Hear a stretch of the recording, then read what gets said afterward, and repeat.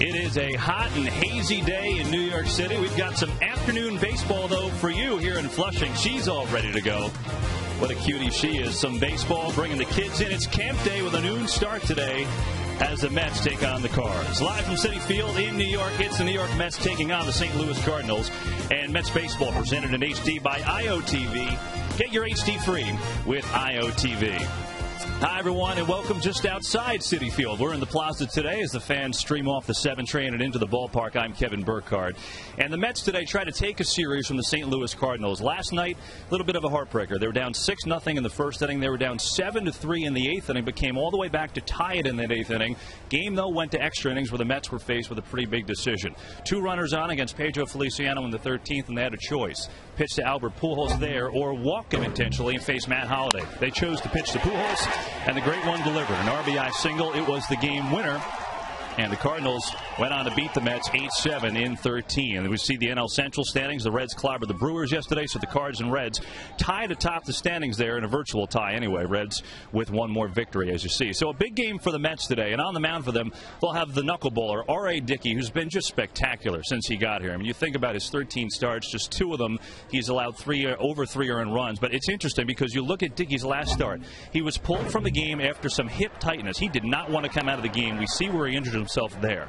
He and Jerry Manuel got into a little bit of an argument there. Jerry wanted him to come out. R.A. said no way.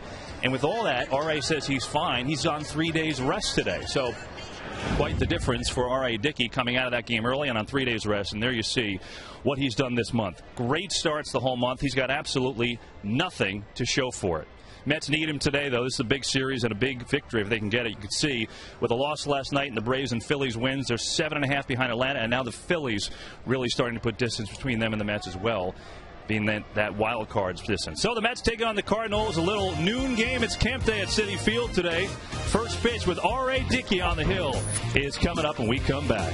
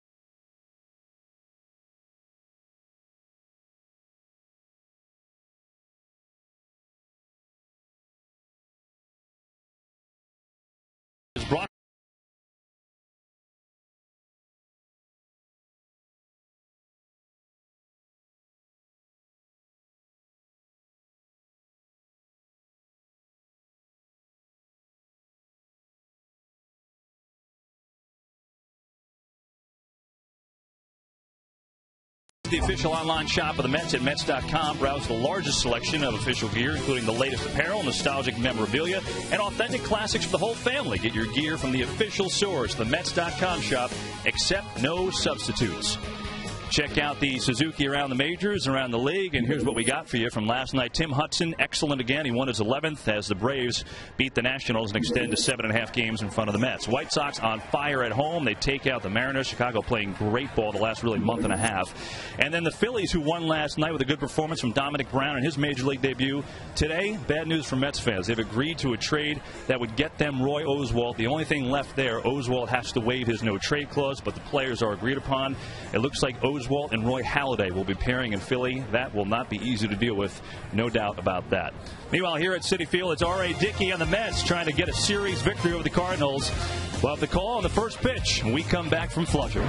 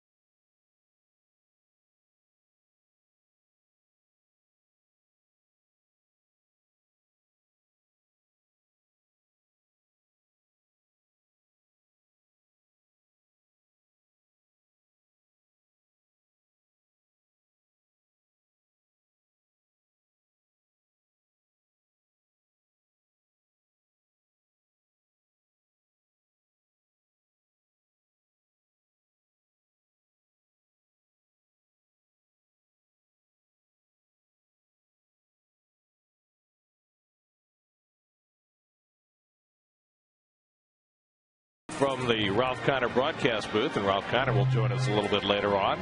Here's your fourth starting lineup for the St. Louis Cardinals. Rubber game of the 3-game series. Matt Holliday, who had a home run last night, will be in the cleanup spot for the Cardinals. Ryan Ludwig, who did not start last night, he's coming off a calf injury, back in there today. Tyler Green gets his first start of the series at shortstop for the Cardinals, who are percentage points ahead of the Cincinnati Reds in the National League Central. Those two teams have been battling back and forth for the last 3 weeks.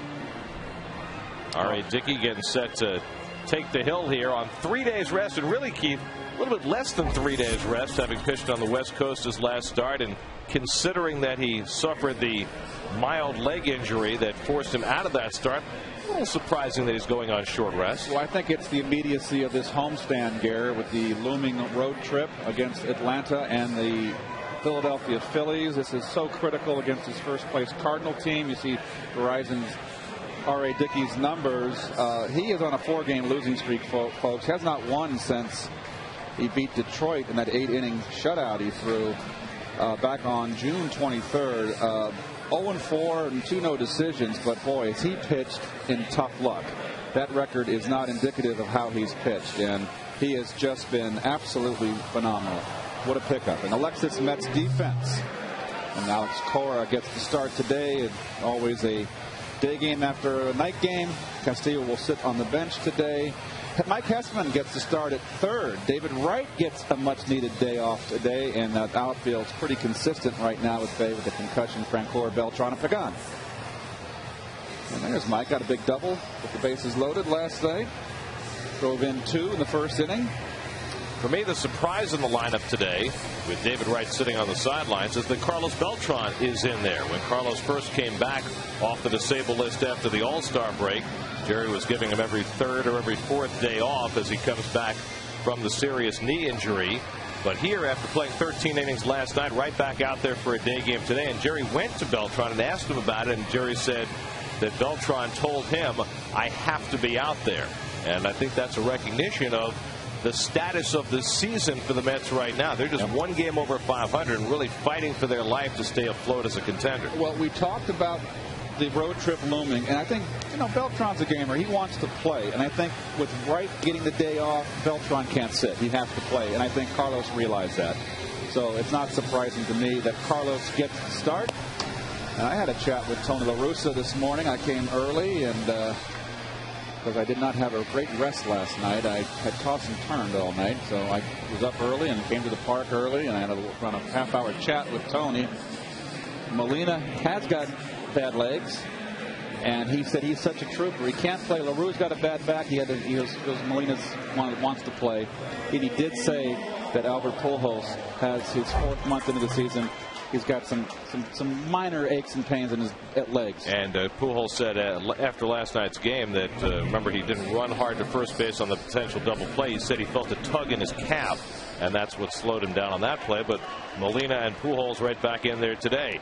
Dickey ready to get it started. Felipe Lopez leading off for the Cardinals. And the first pitch in for a strike. Started him off with a fastball. Well, Lopez 4 for 11 in the series with a run and an RBI. Boy, he's played a heck out of third base. Filling in for the injured David Freese as he fouls off the knuckleball, and it's 0-2. He has made errors to the youngster, the rookie John Jay. No, he did not sign any of those revolutionary documents. He is really off to a terrific start, that young man, for someone with a lot of movement in his takebacks. 3 hits last night for that young man. Dickey asked for a new ball, and DJ Rayburn, the home plate umpire, bounced one out to him. And Dickey was all set to ask for a new one, and then said, "Nah, what the heck." This is up and away, and it's 1-2. Well, R.A. was most perturbed to come out of the game in Los Angeles on Sunday. Went 5 2/3 scoreless innings, allowed just 2 hits, didn't walk a batter. He was on a roll. And he strikes out Lopez, first man to face him today. That'll get a few people right there. Look at this ball sink. Wow. That's a good one. Not much. Oh, look at that. You can just see that's a great shot with the knuckle. No spin. Want about a quarter of a turn on that knuckleball from 60 feet 6 inches away to get the maximum movement on it with the air currents grabbing it. Here's John Jay with 1 out and nobody on, and he takes a knuckleball that Tolley could not handle. Tolley's done a nice job handling the knuckleball and getting the confidence of the coaching staff. He's going to get some playing time now with Barajas on the DL. Before Dickey was called up, he had a game in Buffalo with Tolley catching him, in which he gave up a leadoff hit and then retired 27 batters in a row. That really opened the eyes of a lot of people in the organization as to what R.A. might be. There's the hard knuckleball right there. And you always throw it on the inside corner. There's the 2 catchers right there. Blanco got the start last night. And he'll go tomorrow night with Mike Pelfrey pitching against the Diamondbacks. Lined the other way by Jay, and he finds grass on the left field line. They'll try for 2 and make it easily with a 1-out double. Well, he just continues to hit. 7-game hitting streak now for Jay. Very interested to talk to Ralph when Ralph gets in the booth and get his opinion on this kid. He's got a big take back, a lot of movement in the swing. This ball sunk. It's just good hitting right there. Went right with it. He's an opposite field hitter. Well, the Cardinals have put up a 6th spot in the first inning last night. Have a 1-out base runner, and here's Albert Pujols, who drove in the game-winning run in the 13th inning last night. Pujols just 3 for 12 in the series, but all 3 hits came in last night's game in his final 4 at bats. And a fastball from Dickey in for a strike. The Mets have now played 3 13-inning games, 13 innings or longer, in their last 7 games, and lost all 3 of them in Arizona, in LA, and then last night. Dribbled foul. Folks said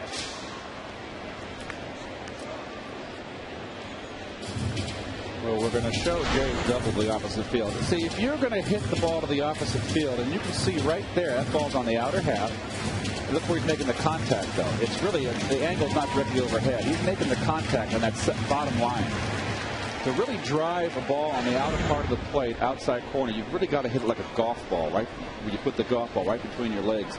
Hit it right there. That's the ball that you can drive into the gap or drive down the left field line. I'm speaking from the left-hand hitter's point of view. Obviously a right-hander, right field. And Dickey gets Pujols on 3 pitches. Uses that high, hard knuckleball for his second strikeout. Well, we've seen enough of Albert now, at least I have. You can go up the ladder on Albert and out of the strike zone. Don't you dare throw it letter high. He is just death if you with the ball belts waist high and up. But you can go up in his throat area, and he tends to chase that pitch. Here's Matt Holliday, and he foul tips the knuckleball. Holliday now 9th in the National League, hitting at .305, has a 13-game hitting streak. Last night hit a 2-run homer in the first inning off Santana. Later went the other way for an RBI double. Well, that was the big blow, the RBI double, to make it 7-2, Gare. The Mets were kind of hanging in there, and Santana was holding the fort. And anytime you're trying to peck away and come back, if the team adds on, it's tough to overcome that. That was the big hit last night, I felt, after that 6-run first. Mets then were able to come back and tie the game in the 8th with 4 runs off the Cardinal bullpen. Oh, Cardinal bullpen that came in with gasoline in the back pocket. Well, the Mets got Santana off the hook last night. They kind of owed him that. Hit the shortstop. Nice easy hop for Reyes to play. And he throws out Holliday to end the inning. So a good start for R.A. Dickey. Mets come up in the bottom of the first with no score.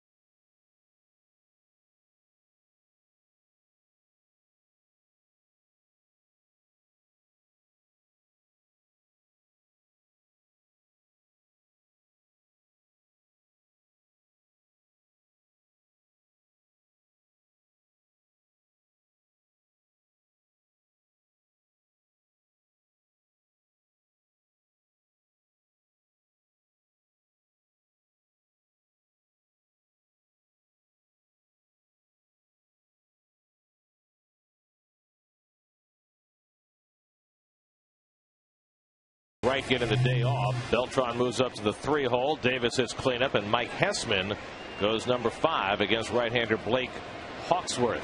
And his first pitch to Jose Reyes in for a strike. Well, Hawksworth, you can see it's his 8th start, his 8th career start. He's always been a relief pitcher. You see, he's been getting touched up. 8 starts. He's also made 21 relief outings this year. His ERA is indicative of his hits per inning, 63 2/3, 87 hits. Ouch. And he's been especially vulnerable in the first inning. And he's an equal opportunity employer. 321, 5 home runs, left-hand hitters. 338, 5 home runs, right-hand hitters. Reyes riding a 9-game hitting streak. And a good changeup by Hawksworth strikes him out. 1 away. Hawksworth, good change right here. It's up in the strike zone. And right down the pipe. Sinks a little bit. And we'll take a look at the Coors Light Cardinal defense. Oh, that man last night, what a throw he made. 2-time Gold Glover. Pujols also the Gold Glover. Ludwig back in the lineup. Tyler Green gets the start at shortstop today, and the struggling Brendan Ryan on the pine.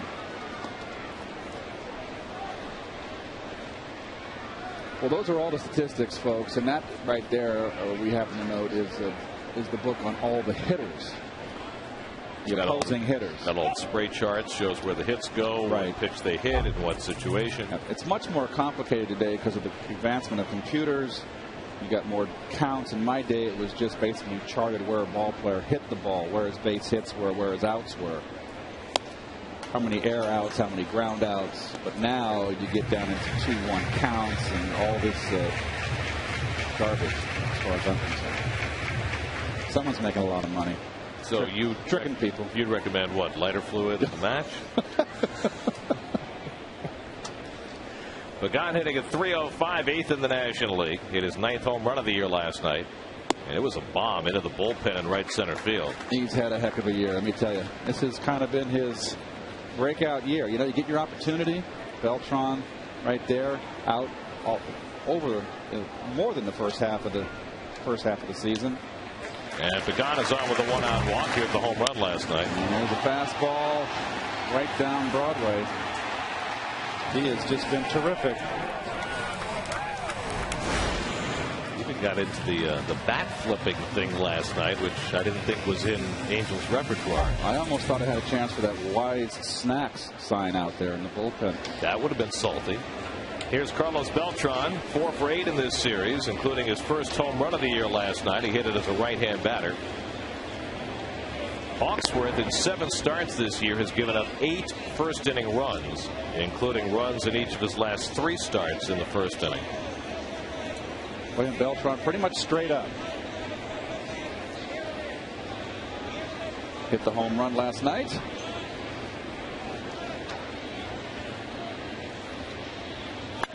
And he hits this one well to right center field.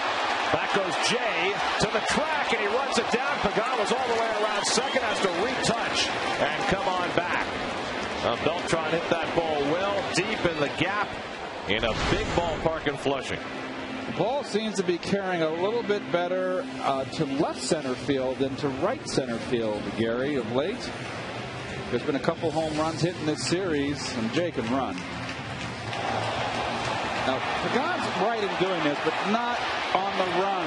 You can get around the 1 foot around the bag and get in the hold position. Don't be caught with your momentum going towards third. So, 2 out. Here's Ike Davis. Ike had the tying hit for the Mets last night as a pinch hitter in the 8th inning. With the Mets down by 2, he singled through the right side to drive in the 6th and 7th Mets runs. And that was off Denny's Reyes, the veteran left-hander. I'm sure Reyes is kicking himself all night for walking Josh Toley, who would set up that base hit to put the tying run on second base. Mets haven't been running this series. A lot has to do with Molina behind the plate, but you know, it's a part of their offense to run, and I just really feel just because you've got a catcher back there that throws great, you've got a couple guys that can steal. It's like telling Lou Brock, because you got Johnny Bench behind the plate, you're not going to steal in the series. Pagan has the Mets' only stolen base in this series that came on Tuesday night.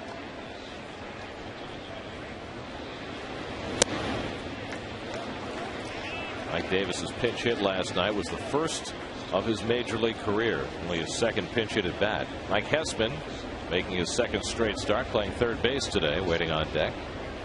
Mets still lead the National League in stolen bases. It's part of their offense. Molina snap throw, and Pagan back easily. Molina loves to throw, and he has picked off a lot of runners over his career. No one's even close.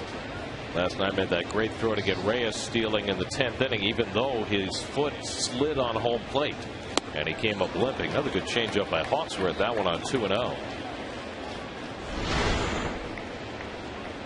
Good change, good sink, not a good pitch to hit. Young pitcher with the confidence to throw a 2-0 changeup. Yeah, well, the ERA is at 5, Garrett.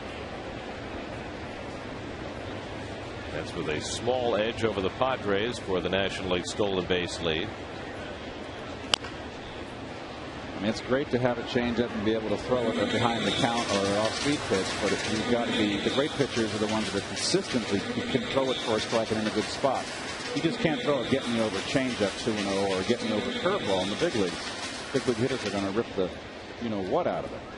Hawksworth was a starting pitcher throughout his minor league career, got called up last year and went to the bullpen, and the Cardinals liked him there because they felt he was a lot more aggressive than he'd been as a starter. They want him to throw over. Remember, those signs are coming from La Russa in the dugout. Hawksworth getting a chance to start with injuries to Kyle Loesch and Brad Penny that have shortened the Cardinal rotation. That thumb means the throw over. That's what it means now. Even though he's thumbing over to third base, it's a mirror image. But there's no runner at third, so I think he knew where to throw. Am I hallucinating? Nope. I mean, he's only got a thumb on one side of his hand, you know. I know I didn't sleep well last night. And a closer play, and Pagan gets the hand back in. He got caught leaning there. That's the advantage of having a left-hander at first base. That glove gets there quicker on a snap tag. But I'll take Pujols as my starting first baseman. Former Gold Glover. 2-2 now to Davis. Pagan runs, and Davis fouls it off. Angel has not been shy. 23 steals this year. That's third in the National League. And parenthetically, leading his own team, which I don't think anybody expected this year. Well, you've got Reyes that hasn't played the full season. Tony's giving signs, and his catcher's not even looking there. There you go.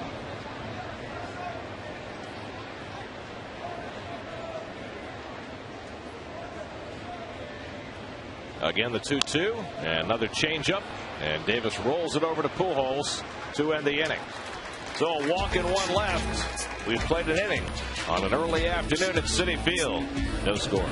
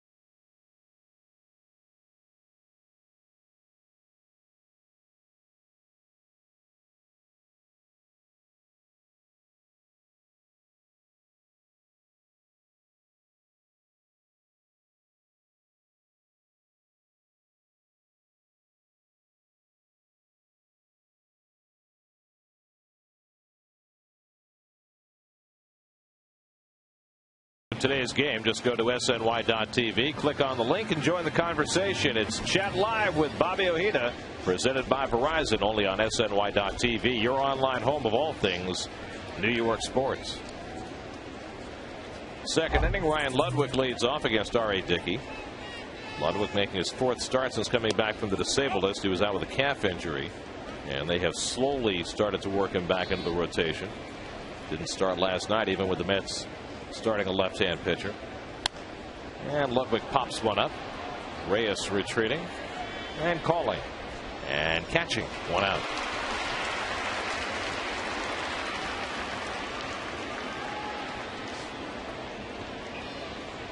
So Ludwig retired. Now Skip Schumacher. Nice day up there on the Pepsi porch. A little bit of sun filtering through the clouds after some rain this morning. Got a little protector on his tricep there. He got hit by a pitch last night in that fateful 13th inning.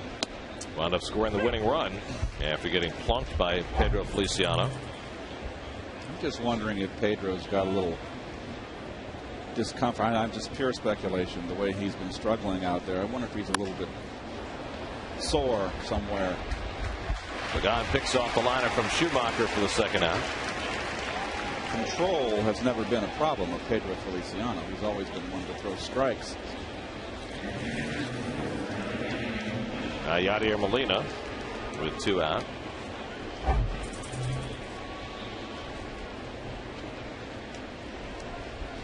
Oh, good Lord. That's a lot of ketchup for those fries. You like ketchup on your fries? Yes. I've learned. I went over to Europe one time, over to Paris, and I had it with mustard. That's what I have it with mayonnaise. That's I go with the mustard. Now, in Canada, they use the vinegar, you know. They can. No, not your thing? No, I don't. Not with all the grease. That's just adding a little more liquid to grease. Yeah, but a little snap, you know, just like the mustard. The vinegar gives you a snap. I don't mind the vinegar with the oysters. They're all oysters. Wow. See, I go with the horseradish there. Swing and a miss, 2-1 to Molina. Molina catching the day game after a 13-inning night game, despite the soreness in his legs. And it's amazing when catchers can be able to do that in the middle of the summer. Banged up. Day game after night game. 2-2 now to Molina.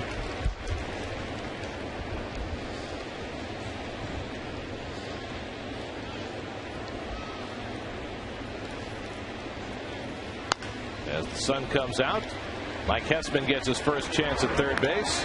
And an easy inning for R.A. Dickey. He sets down the side on 8 pitches. No score.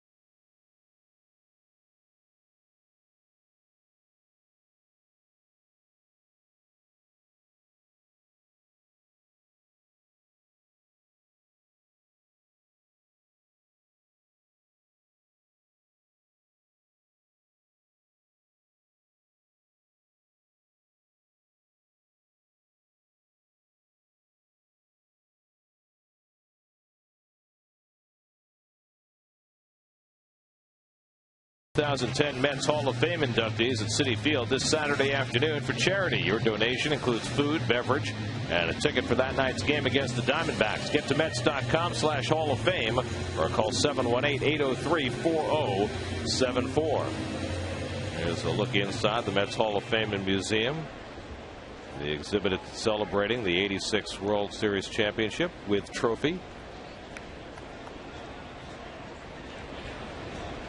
Mike Hessman making his second straight start, leading off in the home second. Hessman went 1 for 5 last night, a first inning double that was almost a grand slam that drove in 2 runs. I understand that there was a poll taken about the most disliked teams in the history of sports, and the '86 Mets were number 13. That'll stay fair, and no play. An infield hit for Mike Hessman. Well, the old swing and bunt, you'll take it. Nice way to start your day. You know what I say to the people that voted us 13th? 13th? You should have been higher on that list. Everybody hated you guys. Here's mud in your eye. I mean, I want to know who were the top 12. I mean, what are we talking about? The Broad Street Bullies, Philadelphia Flyers, that kind of team? The Jimmy Johnson, Miami Hurricanes. Oh, yeah. They were a bunch of miscreants. They would have got my vote. Detroit Pistons with Bill Lambier. Those I like bad that boys. team. I love that. But a lot of people didn't. They're a good team. They were the bad boys for a reason. They just played Bailey Howell. Elbow in your face kind of basketball. Gosh. Jerry Sloan. Josh Tolle has cooled down significantly after his hot start. Just 1 for his last 16. Getting more playing time now with Rod Barajas on the disabled list.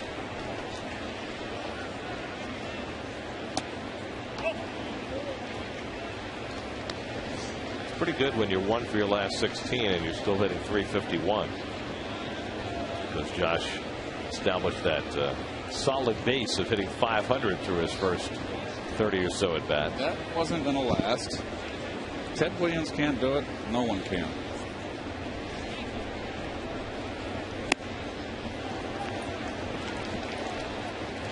That was a Sports Illustrated poll, by the way. And there's the guy who can play right there. And also run. Like I said last night, hit a lot of triples, Stan.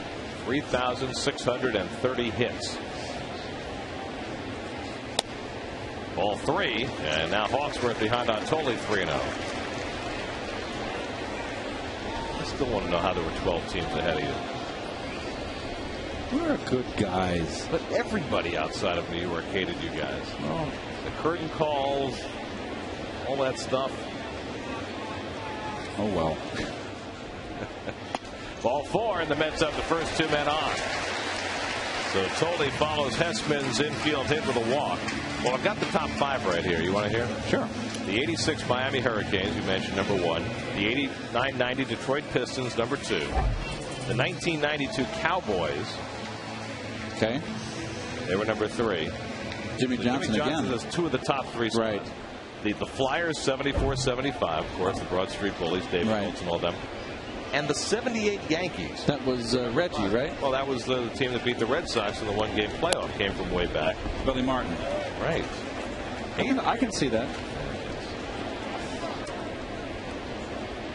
Francoeur.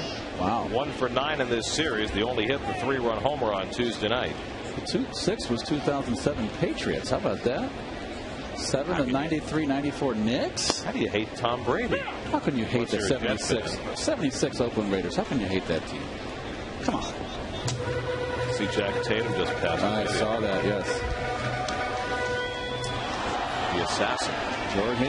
George Atkinson was the other strong safety, I believe. 1-1 to Francoeur. And he hits one the other way, falling fast. In comes Ludwig to grab it. And the runners get back. Ludwig playing more shallow than you might expect against Francoeur, and it paid off. This entire series, the Cardinal outfield, center and right, have been playing very shallow. And Matt Holliday just about, they're going to have to water that lawn out there when he leaves, because he hasn't moved. It's like the old strawberry patch in Shea. Oh, that used to rankle Darryl when McCarver would say that in the three-game series. Too deep. He hasn't moved. Here's Alex Cora with 2 men on. Cora getting a start today. Castillo sitting, day game after night game. It's been a very rough stretch for Alex. Just 3 hits in his last 30 at-bats. And his playing time has dwindled considerably since Castillo's return. 1-1 to Cora with Ari Dickey on deck. Hawksworth has a nice little lazy little sink on his fastball. Not much sink. Kind of fastball I'd love to hit. Can't do that anymore. 56. Cora hits one out toward right center. Chasing back is Jay, and he gets there for the second out. So again, Cardinal outfielder playing shallow, but Jay able to get back on it. 2 away. So it's left to R.A. Dickey, who's had a nice year with the bat so far. 5 out of 21. Hitting at .238.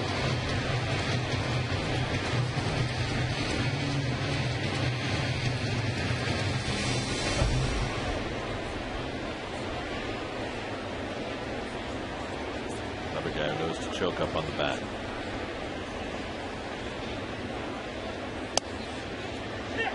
Fastball strike. That was just ironic. R.A. Dickey, if you recall, was the first cut in spring training. He went down as the first cut. Look at him now. Never know over the course of a long season what you're going to need. And Dickey might not just be here this year. He might be here for a long time. We go to the 3rd at Citi Field, but no score.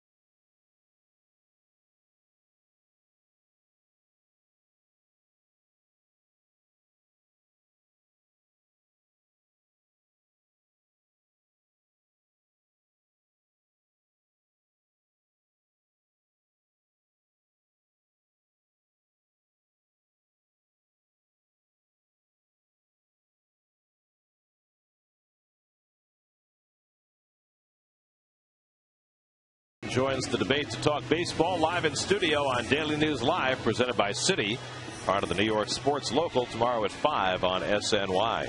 Here's your Mets upcoming schedule. Remember, all Mets games on SNY are available in HD, presented by IOTV. If you're not near a TV, listen to every Mets game on Sports Radio 66 WFAN. The Diamondbacks are in tomorrow night for the first of 3. And then the Mets go to Atlanta and Philly next week. Blake Hawksworth hitting 8th in the order. It's Tony La Russa's team. Leading off in the 3rd inning against R.A. Dickey. And Hawksworth takes a strike, and Ralph Kiner is with us on a Thursday afternoon. Ralph, how are you? I'm good, Gary. How are you? I'm good. You know, I saw a note this morning that might catch your attention. The Mets have played 3 games in the last 7 that have gone 13 innings or more, and they've lost all 3. The last team to play 3 games of that length in a 7-game span and lose them all, the 1950 Pittsburgh Pirates. Does that surprise Why'd you have to bring that up? How about positive facts? I just thought you might find that of interest. Ralph? Well, it is interesting. I probably had a lot to do with that. Couldn't you hit a home run, Ralph? Well, he did. I was walked intensely every time. Hawksworth grounds one slowly, and Reyes throws him out, one away. You know, talking about those days of Pittsburgh, it was a shame. Now, Pittsburgh, again, is going to lose another under 500 season. They're going to lose that. And 18 times now, coming up.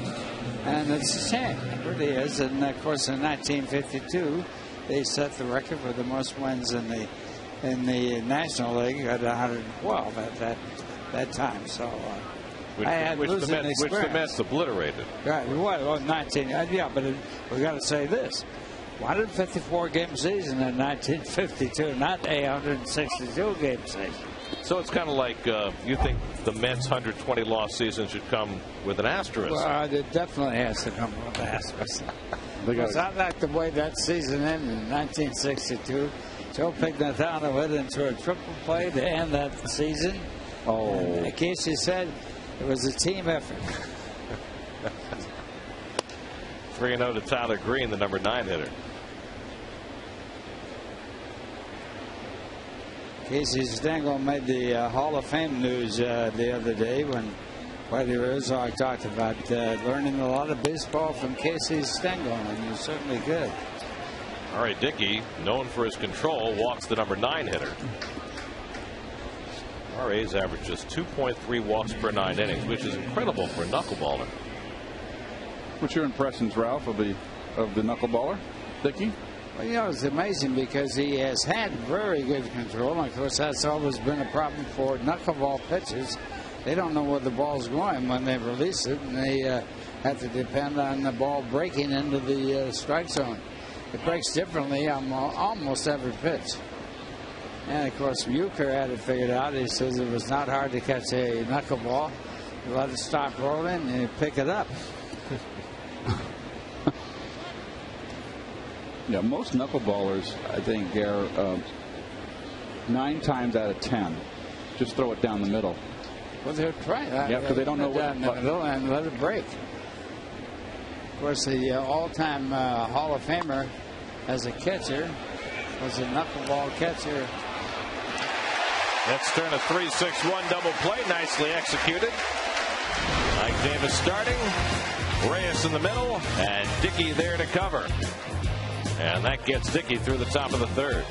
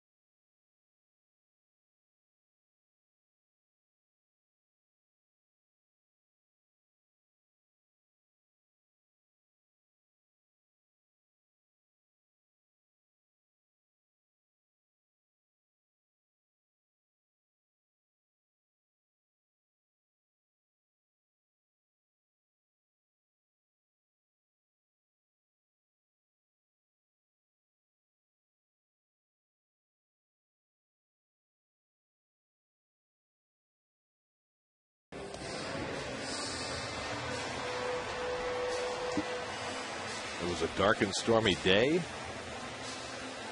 That's an interesting shot. Oh, New York Mets baseball on SNY is brought to you by Select Sector Spiders. Mr. Seinfeld's favorite. Yeah, but there's no rain delay. Not today. Jose Reyes leading off the home third inning. Reyes struck out in the opening inning against Blake Hawksworth.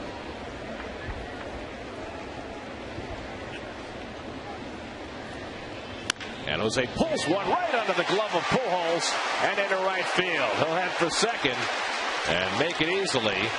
So Reyes at second base leading off here in the bottom of the third.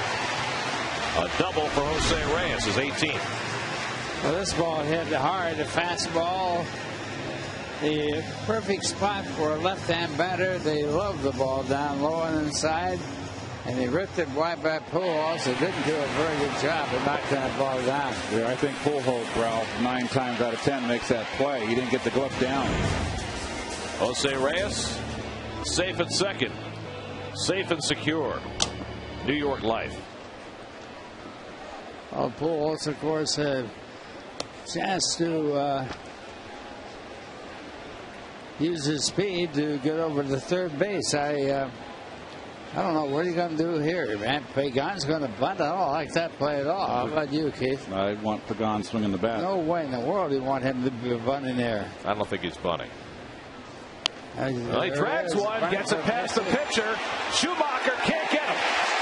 A bunt base hit for Angel Pagan. Well, he did it the right way there. He bunted for a base hit and not a sacrifice. A good play there by Pagan. Even after he showed bunt in the first pitch, the second baseman didn't shorten up. But the main thing about that play was they're bunting for a base hit. You have to make sure the second baseman fields the ball. Perfect bunt. So the Mets have the table set, first and third, and nobody out, and Carlos Beltran the batter. Beltran hit one deep to right center that was caught his first time up. Infield back for the Cardinals, looking for two. They'll concede a run to try and get a double play. Beltran swinging the bat much better the last couple of days. 4 for 9 in this series after finishing the road trip 0 for 16. You can't expect Carlos to come back like a house on fire after missing almost a year. That'll make it out of play.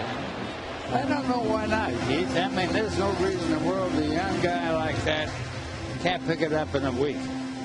Well, I always felt, Ralph, when you come back, you either come back red hot or you come back slow. And he's starting to swing the bat good now. I think that road trip was a tough road trip. The Mets don't play well on the road. We know that. And I think everybody got consumed collectively off the offense with the lack of hitting. Good changeup by Hawksworth, 0-2. Ralph, did you ever have a long layoff during a season? Well, yeah, because not in the regular season, no, but it was in the service for 2.5 years, and when you come back, it doesn't take a week, but more than a week to get in shape. And there are thousands of guys who were in the service that came back and didn't have any problems.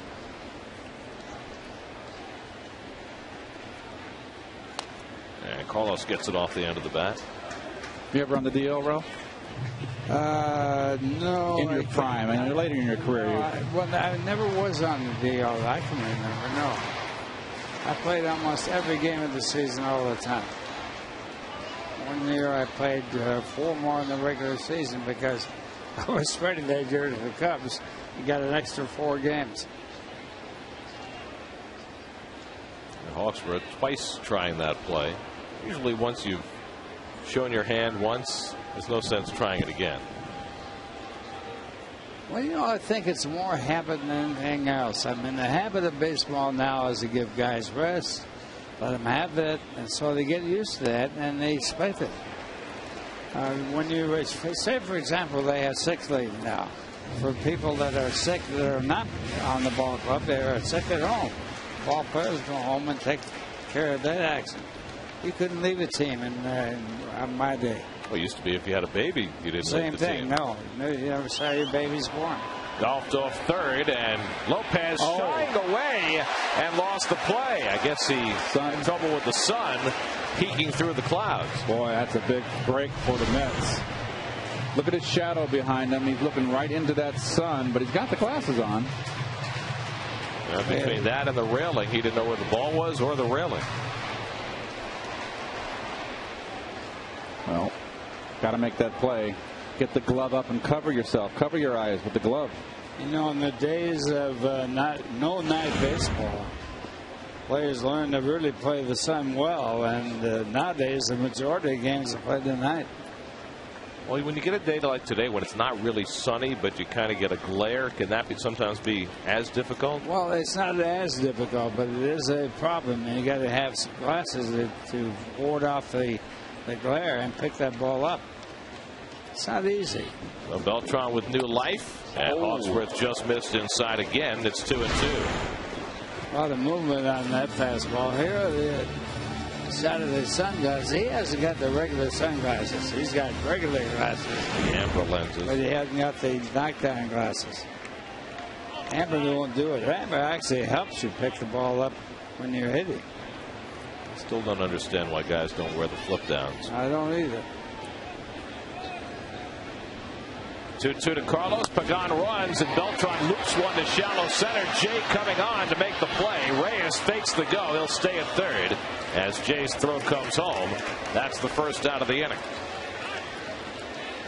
Well, Reyes didn't even, with his speed, take a chance on coming in with nobody out. He figures he has another route to move in on a fly ball to the outfield. He has a good speed, and good play by Jay. He moves out there well. He's got all of his momentum coming home, too, with the strength in his throw. Pagan had the base stolen. The key to that at bat, to getting Beltran out, kept the ball down on Carlos. Carlos, left-handed, loves that ball belt high up. Well, here's Ike Davis. Hawksworth threw him a steady dive of changeups first time up, got him to roll out to first base. First and third and one out. And Davis clocks one to deep center field. Back goes Jay. Going back. Warning track at the wall. It's out of here. Ike Davis with a 3-run homer. His 15th home run in his rookie season, and it's 3-0 New York.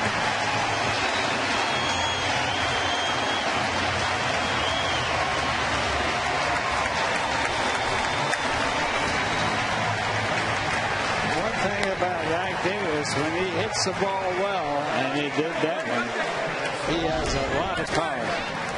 And the center fielder playing a shallow shortstop wasn't within a city block of that ball when it came down.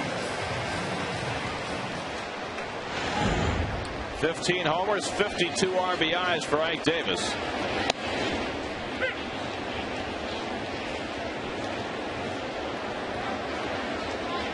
Gets distance on his home runs, doesn't he? He has a good swing for that. Got the fastball, and then was gone. Doesn't hit wall scrapers. What are the short fences they're talking about here?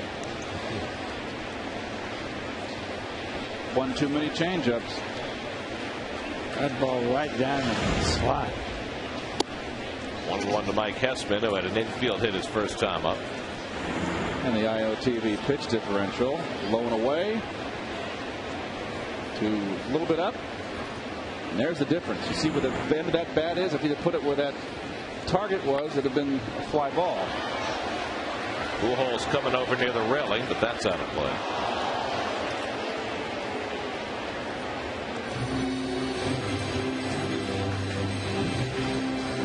For every home run hit at Citi Field this season, Stuart Rahr and Kinray's Home Runs for Charity program will donate $1,000 to the Men's Foundation. Kinray has donated $35,000 so far in 2010. It's the second 3-run homer for the Mets in this series, only their 7th of the year. And they have not hit a grand slam in nearly a year. But Frank Core had a 3-run homer Tuesday night, and now Davis a 3-run homer today. Josh Tolley on deck.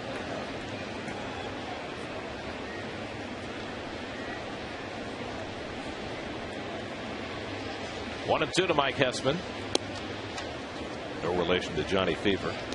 2 balls, 2 strikes. Hessman with 18 home runs today this year at Buffalo, and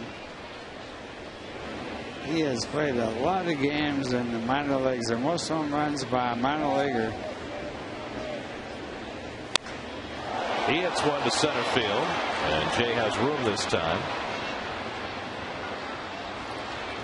2 out. So Esman playing most of his great career in the minor leagues. There was a player named Jigger Stats that holds almost every record, minor league record in hitting. He's a center fielder for the Los Angeles Angels, a minor league team, a farm club of the Chicago Cubs. Jigger Stats, playing a lot of games in the minor leagues, really has a big hold on all the records.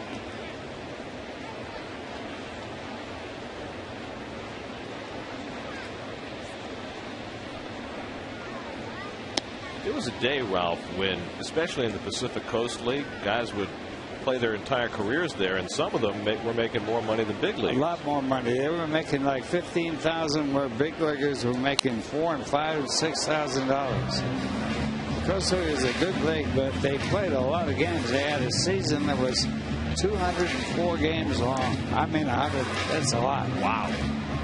That's a lot of doubleheaders. They played a doubleheader every weekend on Sunday, a day off on Monday for travel. Tolley pops one up along the line. On comes Holiday, and he makes the grab to end the inning. But the Mets take the lead on the 3-run homer by Ike Davis. Now let's go to Matt Cerrone from MetsBlog.com at the Verizon studio for a quick update on what the fans are thinking.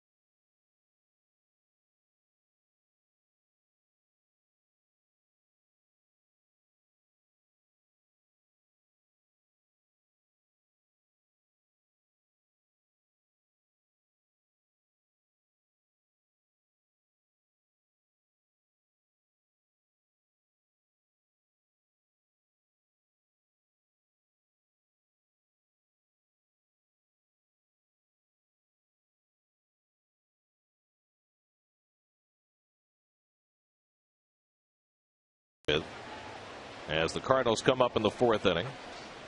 Go ahead, Ralph. We're talking about Jigger Stats. He had 3,356 hits. Hits in the minor leagues. That's amazing. He had 18 seasons in the minors, folks. 1920 to 42.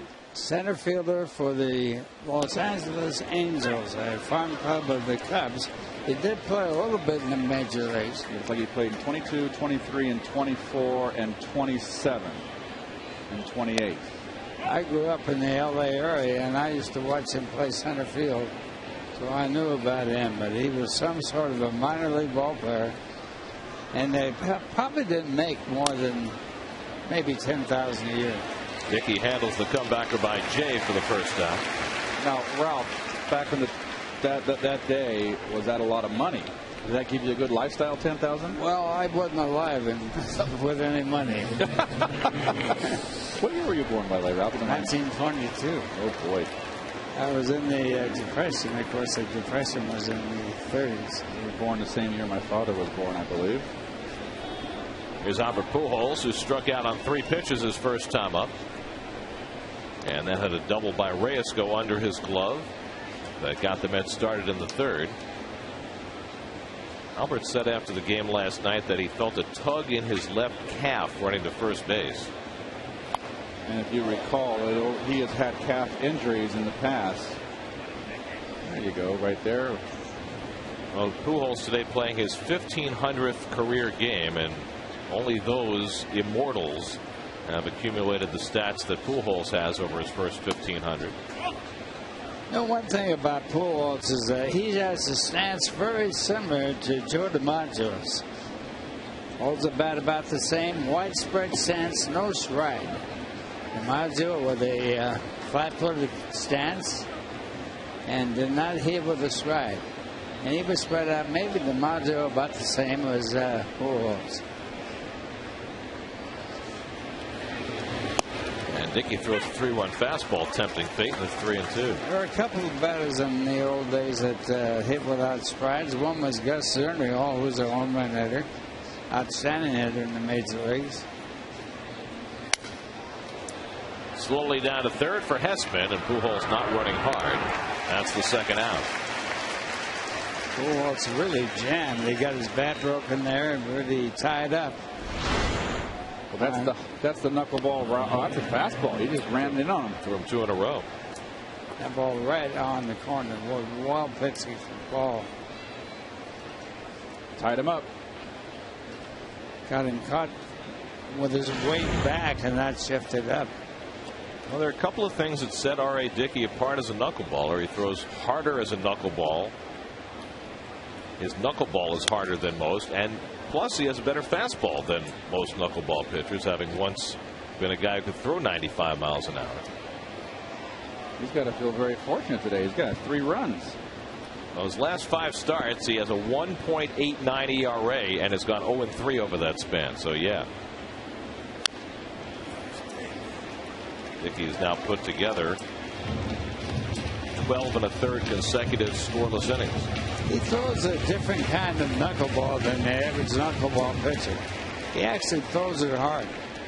And probably goes up into the 80s, and most knuckleball pitchers really just toss it up there. He wanted to break and break a lot. Of course, the wind currents have a lot to do with it. Maybe the fact that he throws the harder knuckleball accounts for the fact that his control is better. I think that has a lot to do with it. The ball doesn't break as much as some knuckleball pitchers that were great. One time the Washington Senators had 4 of them. Beltran back near the edge of the track to run down Holiday's fly ball. 1-2-3 for Dickey after being given the lead. 3-0 New York.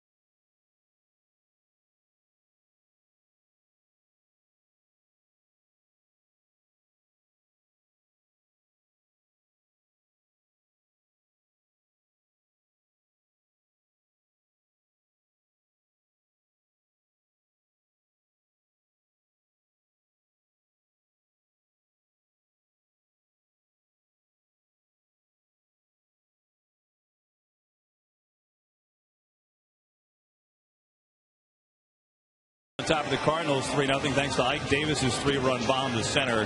You talk about the Cardinals, you talk about their pitching staff, and you always talk about Dave Duncan and what he does for these guys and how he's able to basically change guys when they're in another place and come to St. Louis. Well, I talked to Jeff Suppan, who, of course, was with the Cardinals. Mets fans know about him. Had a tough time in Milwaukee and then came back to St. Louis. And since he's come back, he's had good success. And I wanted to know the transition, the process when you come in, reunited with an old familiar face. And Suppan told me that, well, first I had to do is go to Arizona and throw a bullpen when the Cardinals were there. As here's a chance for Lopez at third. Francoeur retired, one away.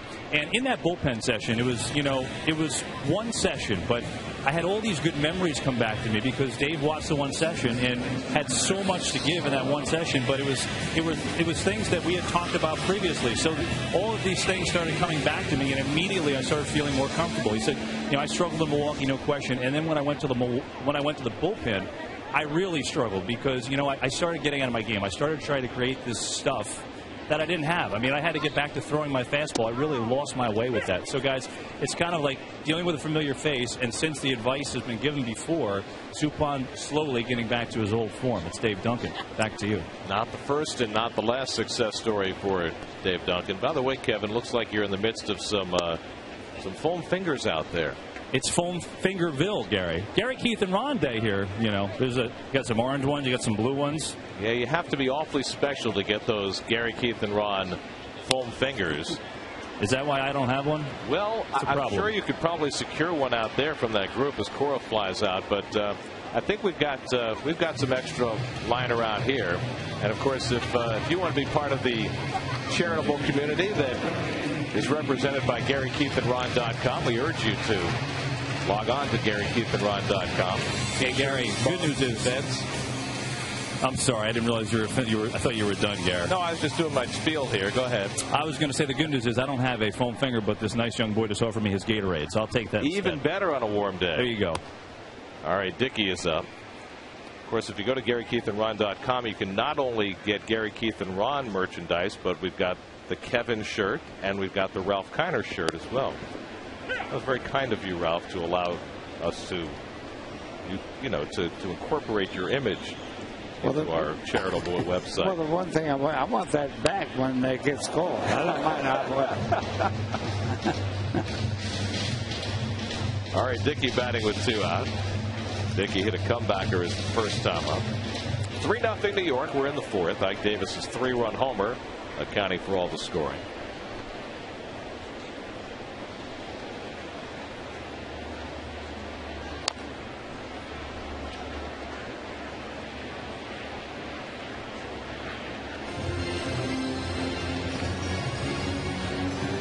It is also Umbrella Day at Citi Field. Seemed like a good idea this morning when it was showering. Who knows? I need him again by the end of the day. No, I think it's all over with, Gareth. I think we're home. But the nice thing about an umbrella is it also can serve as a parasol. Keep the sun off your head on a warm day.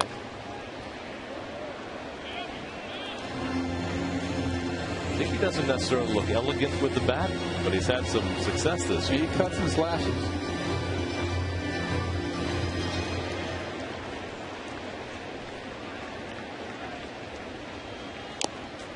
And he foul tips one. Molina holds that to end the inning. First strikeout, second strikeout for Hawksworth. 3-0 New York.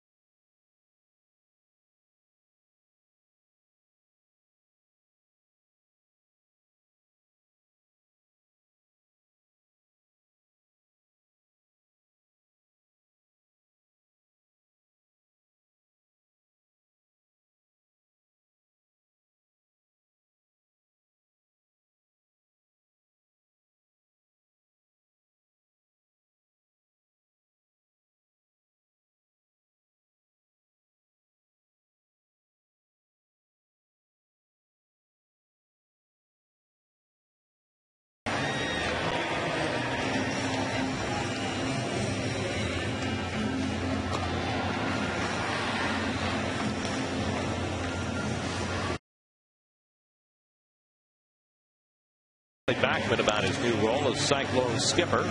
And here's about his favorite memories of the '86 Mets, plus the lost art of choking up and how some Mets are using it to their advantage on Mets Weekly, presented by Flat Rate Moving, Saturday at noon only on SNY. We're about to check out our AT&T trivia question. Who was the first player never to start a game to be elected to the Hall of Fame? That's being a relief pitcher, right? Well, Wilhelm was in the Hall of Fame, but he started the game and pitched a no-hitter. Raleigh Fingers was a starter early in his career. And, of course, Phil Niekro started a lot of games. Goose Gossett was a starter at one point in his career. He was, yes. He threw hard. He threw 100 miles an hour. 1-1 to Ryan Ludwig leading off the 5th inning. Cardinals have had only 2 base runners today. John Jay an opposite field double in the 1st, and then Tyler Green a walk in the 3rd. That's been it against Dickey, who's just been phenomenal. Toward the hole and past Davis, a base hit. Oh, Ike was playing well off the line, but not quite far enough to get to that. And the Cardinals have their 2nd hit. Ball hit sharply. I like the way Ike plays out there on that hole. Like he banged up his arm making that dive. Be all right. That hurts. That's the kind of play Scott Rowland got hurt on a few years ago. Diving for a ball and wound up messing up his left shoulder. And it really hurt his career, too. Here's Skip Schumacher, who lined to left his first time up.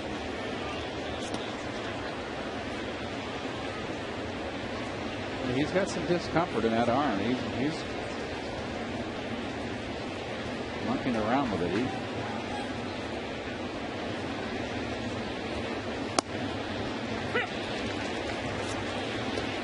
He's rotating it down at first base, trying to get it loose. Something the Bears watching.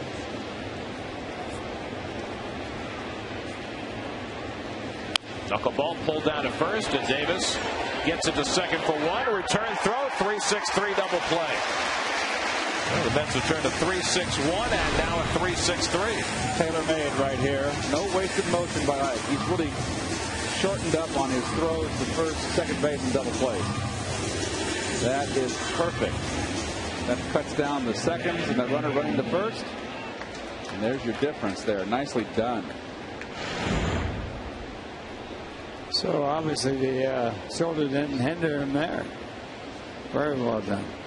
So 2 out and nobody on. Here's Yadier Molina, who grounded out to third his first trip, and that one skips to the backstop.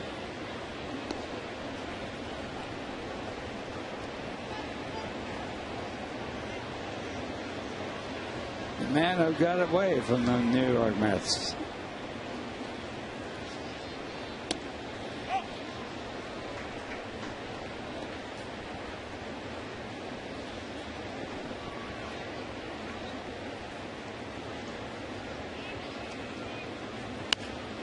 Pulled down to third, and Hessman's got it.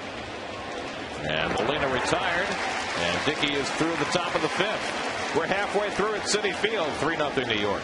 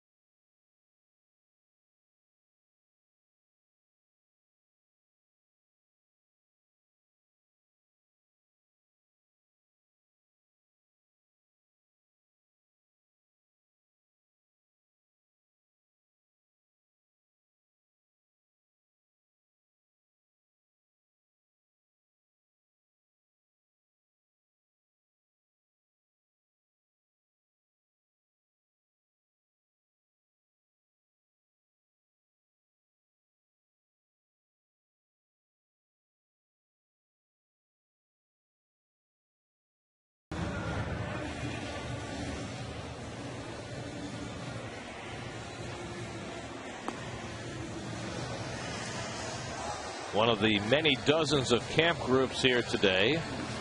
This is why the Mets start a couple of weekday afternoon games at 12:10 during the summer to give the camp groups a chance to come on in, stay for the whole game before having to head back.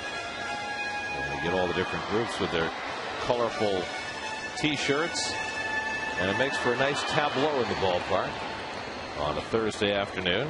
Mets with a 3-0 lead as Jose Reyes leads off the bottom of the 5th and takes a curveball strike from Blake Hawksworth. Reyes doubled under the glove of Pujols into right field, leading off in the 3rd, and came around to score on Ike Davis's 3-run homer. Reyes now has a 10-game hitting streak that dates to his return to the lineup after battling that oblique muscle for a couple of weeks. And hard foul, 1-2. One thing I'll say for Hawksworth, he's not overpowering. He's got a decent curveball, got a sinking change, not an overpowering fastball. He has to, one of those pitchers that has to locate, keep the ball down. He can win in the big leagues. Making just his 8th major league start today. And that curveball misses 2-2.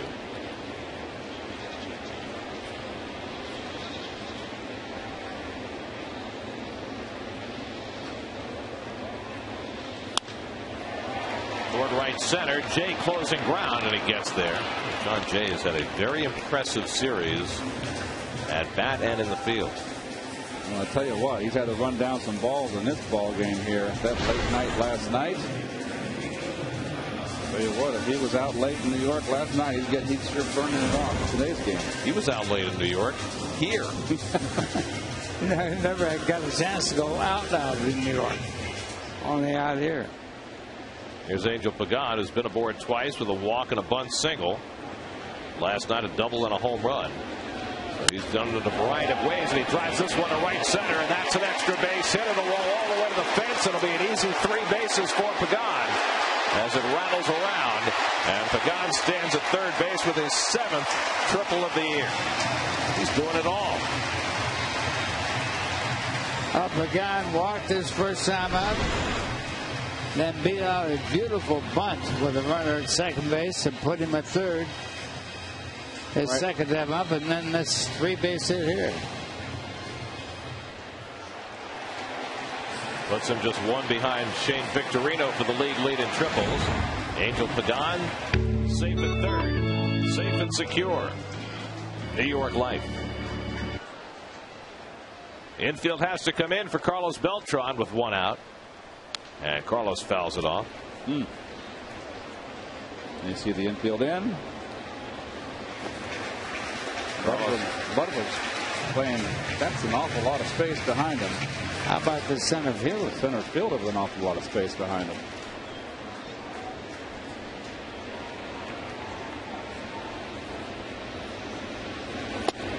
Beltran came up with a runner at third and nobody out in the 3rd inning, and a short fly ball to center, not deep enough to get the run in. No, the Cardinals have had some great center fielders. Terry Moore back in the 30s. Also Kurt Flood. Also Lou Brock. All the greats. And Beltran the base hit. That'll bring home Pagan. And it's 4-0 New York. Beltran starting to produce. That's his 4th run batted in. Fastball away. Out the strike zone. Went right with it.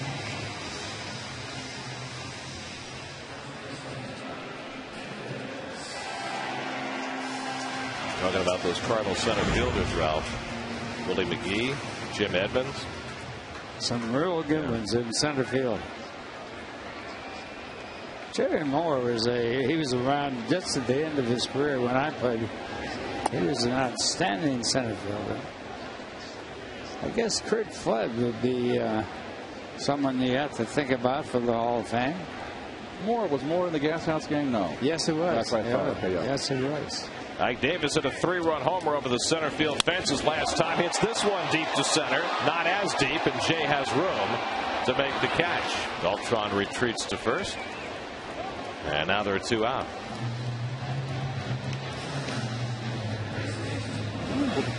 Take a look at the swing here. Remember, he hurt his shoulder diving for that ball, his lead shoulder. just got under it. There's nothing wrong with that swing. Took the top hand off the bat, which is not conducive to adding power. Ball didn't carry like his home run. That was really hit hard. Here's Mike Hessman, 1 for 2, an infield hit in the second, fly to center in the third.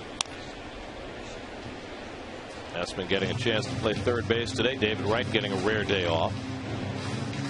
Hessman plays first base, third base, and the outfield.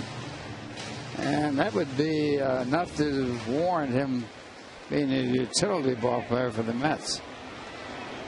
The only problem is he has to drive in runs. And of course he can do that and did do that in the minor leagues. Well, he drove in 2 last night with the bases loaded double in the first inning. And I must remark, Ralph Gary, it's just you see certain players and they stand out. And defensively, Molina is just, head and shoulders above. It's just apparent. It's really a treat to watch a 3-game series with him behind the plate. And he does everything well. Everything you'd ask of a catcher.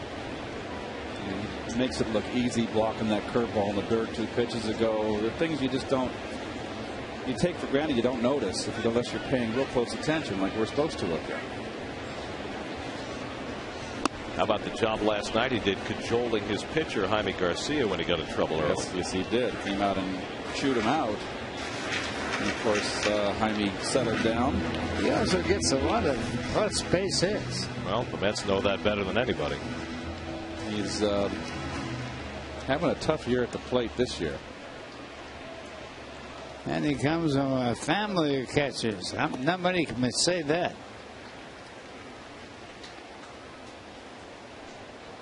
Hawksworth going to a 3-2 count on Hessman with Josh Tolley on deck. Hawksworth up to 80 pitches working in the 5th inning. Yeah.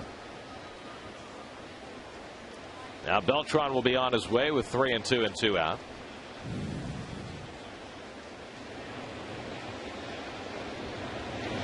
And Hessman fouls it at the plate.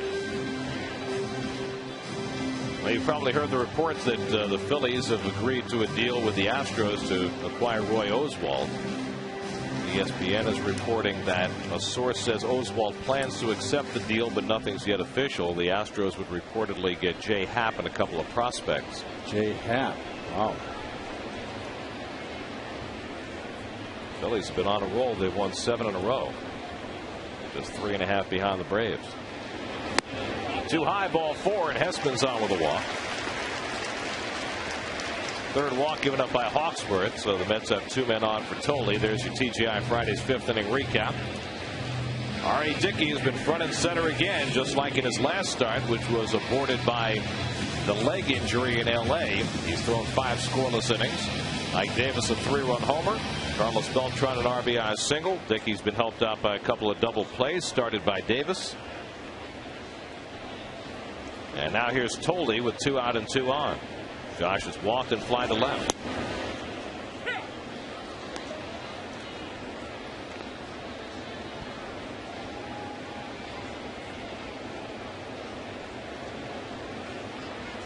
One for his last 17 after a strong start. And he hits one up the middle, base hit. Beltran to third, he's being waved home. Here comes the throw by Jay to the plate on a hop to Molina, and Beltran's out at the plate. Tried to go in back door with the hand, but Molina got him. Beltran out at the plate on the throw by Jay to end the inning.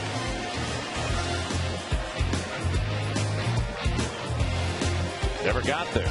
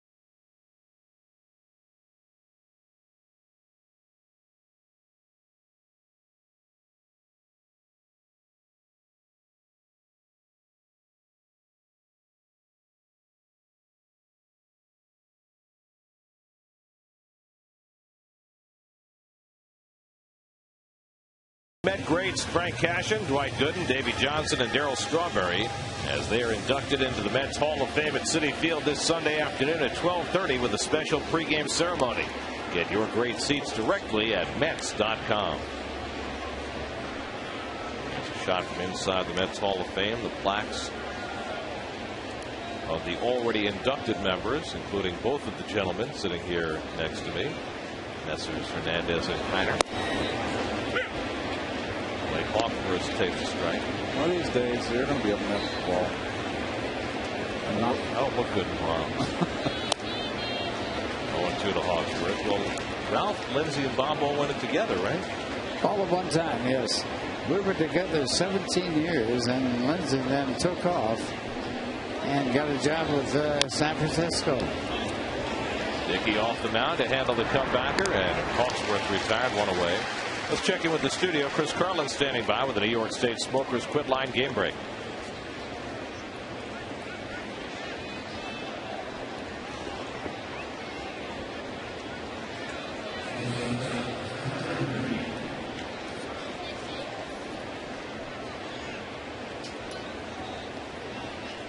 Thanks, Chris. That's 7.5 behind the Braves starting play today. There's Tyler Green, who walked his first time up, the only walk given up by R.A. Dickey today. And a slow ground ball. Davis playing wide with the backhand flip to Dickey in time for the second out. And it took a good shuffle throw by Davis to get that out of first base. Here's your plaque, Ralph.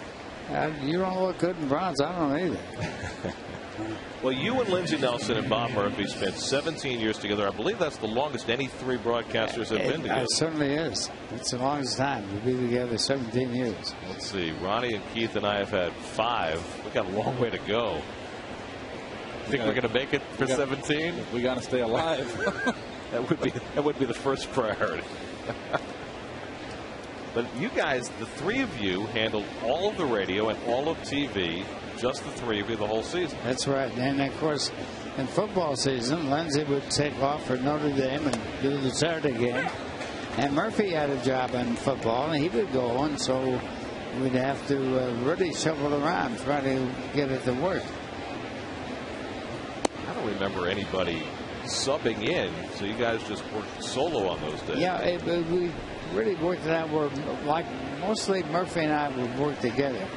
We do radio on one side and TV on the other, and then pass each other on the way in the hall and switch microphones. Lindsay, of course, who was doing Notre Dame football for years, was known really professionally as a great announcer, as a football announcer. Lopez lines out to Frank Gore, and Dickey just keeps on rolling. That's 14 2/3 consecutive scoreless for Dickey.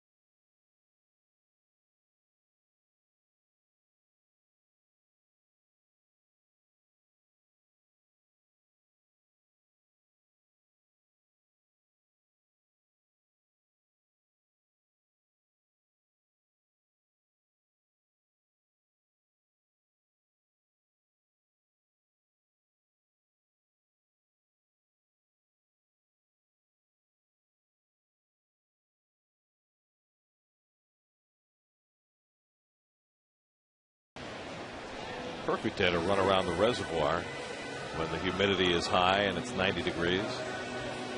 You could certainly break a sweat. There's no question. I used to do that. Break a sweat? Oh, we're running the park.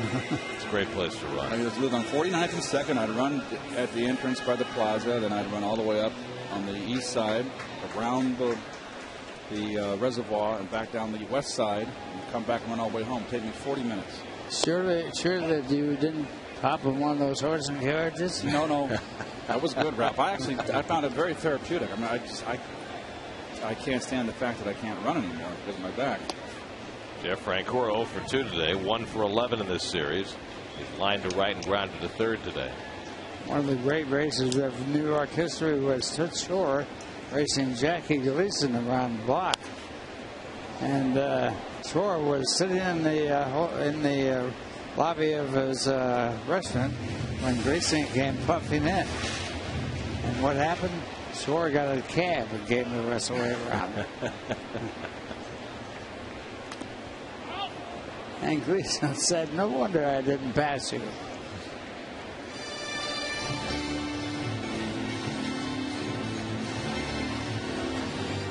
Well, that was a different era, wasn't it, Ralph? It really was a different era. A lot of sports figures and celebrities all gathering in one spot. Al Shack had a restaurant in town, and he was known, of course, for his act of throwing the ball, imitating Babe Ruth, running around the bases, throwing home runs, and that happened right at the ballpark in the World Series. Those things are all gone by the wayside. Francoeur caught looking on the curveball for the first out. Now Alex Cora, who twice has flied out 0 for 2. Well, you wonder what's going to happen to Francoeur on the deadline for July 31st. Trading deadline. A lot may depend on what happens tomorrow when Jason Bay is re-examined. Bay's sitting out with a concussion, and if he's not significantly better tomorrow, there's every chance that he could be placed on the disabled list. And I guess at that point, Ralph, the Mets would have no way of trading Francoeur. Well, they have to go through waivers to do that, and of course that's not easy. But it's going to be a big, tough decision for the Mets. Into shallow left center, which is where Jay is for the second out. I'll tell you, that Jay can play center field. He's good.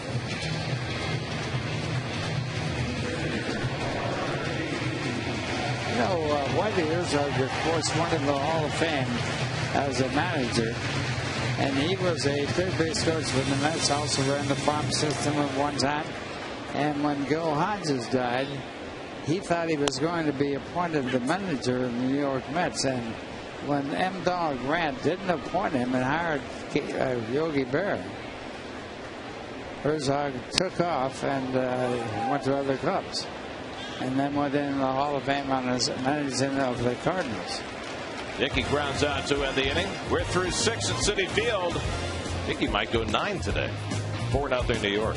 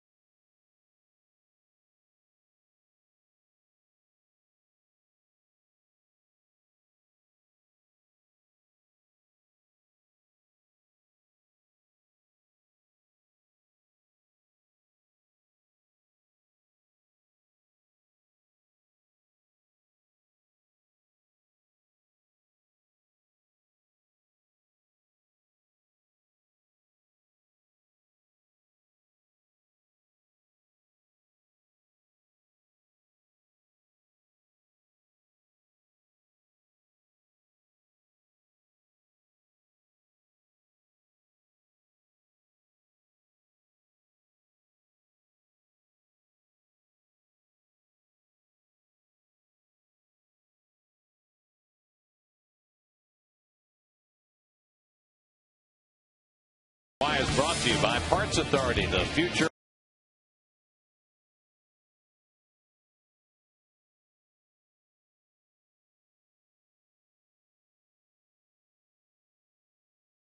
Inning, the Mets with a 4-0 lead. Let's check in with Kevin.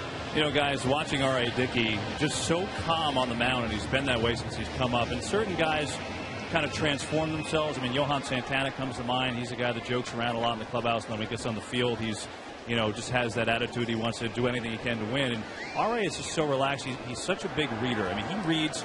It'll be the day of his start. He's out in the dugout, laying on his back, reading a book upside down. He teaches his kids to read. He reads with his kids all summer long. That's one of his greatest joys.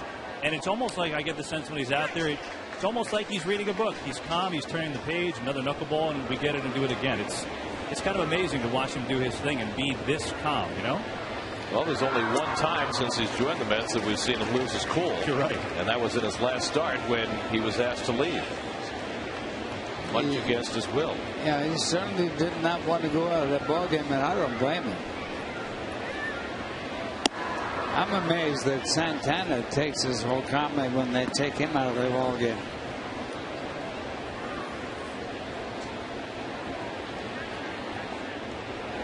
One and two to John Jay. And he fouls one back. Well, Dickey certainly did not want to leave, felt he was not sufficiently hurt to leave, and I guess the fact that he's pitching on 3 days rest kind of bears out that he was probably right. Well, knuckleball pitchers are a different breed of cat. They don't need rest because they don't throw that hard. Now, he throws harder than most. This was last Sunday in L.A. He went down, then he fielded a couple of ground balls. It was after the second one that Jerry Manuel came out and told Dickey that he'd had enough, and R.A. tried his darndest to argue his way back into the game. I would like to see any manager try and take Bob Gibson out of the ball game.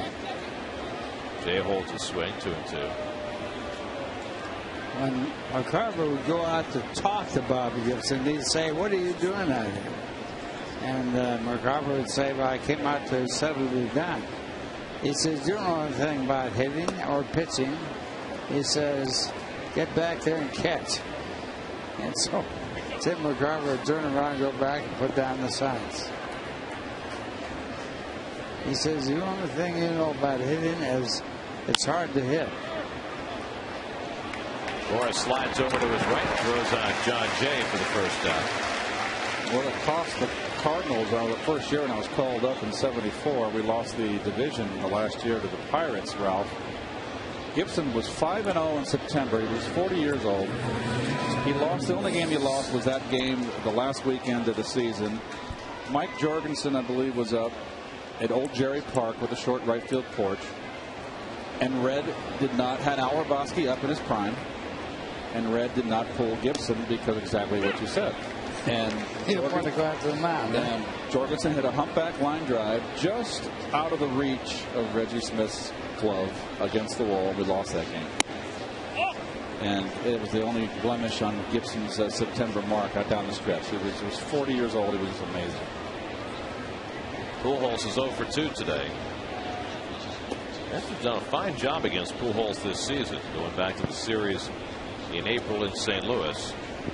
Just 5 hits in 28 at bats. Not too many teams are going to do that against Pujols in the course of the season. Well, he did drive in the winning run in yesterday's ball game, and he's that type of hitter. You don't play with him very often and come out ahead. And I agree with that, Ralph. And you know, yesterday Jerry Manuel said after the game, well, Holiday was swinging the bat better last night than Pujols. I don't believe that. Yeah. Hit hard, and Hessman with a nice backhand grab. Second time in a row, Pujols has hit it down to Hessman, who's looked good at third base. And he hit that ball as hard as he can hit it, and that's the kind of hitter he is. He's got too good a swing to fool with that. So 2 out and nobody on. Here's Holiday, who's 0 for 2 today. Started the day with a 13-game hitting streak.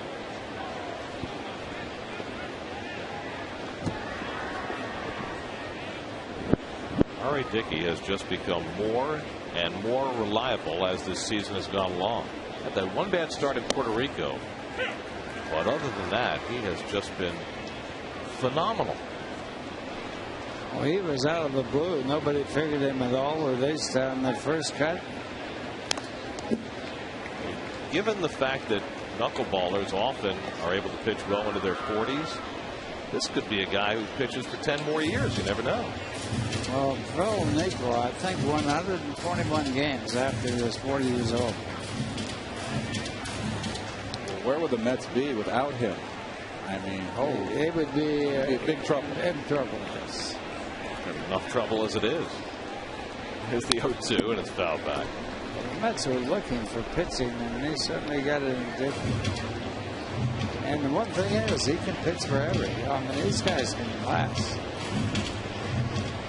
I know one thing. It's tough to hit a knuckleball pitcher to get the ball over it. And the secret of success is getting the ball in the strike zone.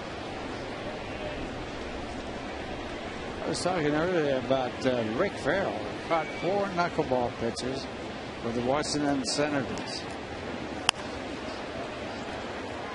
Reyes handles Holiday's ground ball. Another 1-2-3 inning for R.A. Dickey. He's retired 8 in a row. And we thank Ralph Kiner. Ralph, have a great afternoon. I think we'll see you Sunday, right? All right, be here Sunday. Looking forward to seeing Frank Cashin and Darrell and also White. Good to see you, Ralph. Love the AM. Okay, thank you. All right, Keith.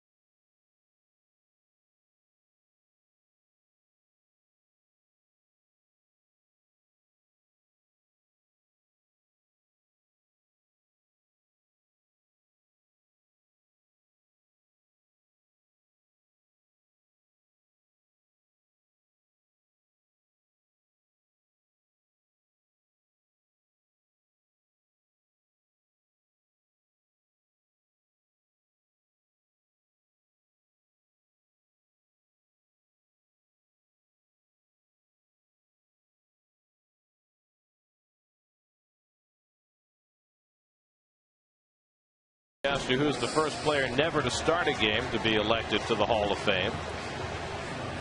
Opining relief pitchers, Bruce Sutter,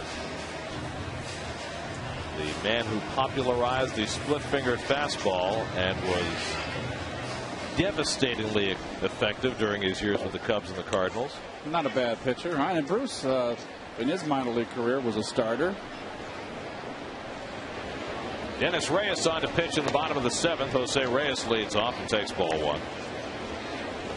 One pitch turned a career around. You look at Denny's Reyes. Reyes's numbers did not have a good outing last night. 2 batters faced, didn't get anybody out. Numbers brought to you by Harris. He walked Josh Tolley, and then Ike Davis singled to drive in 2 runs to tie the game for the Mets against Reyes.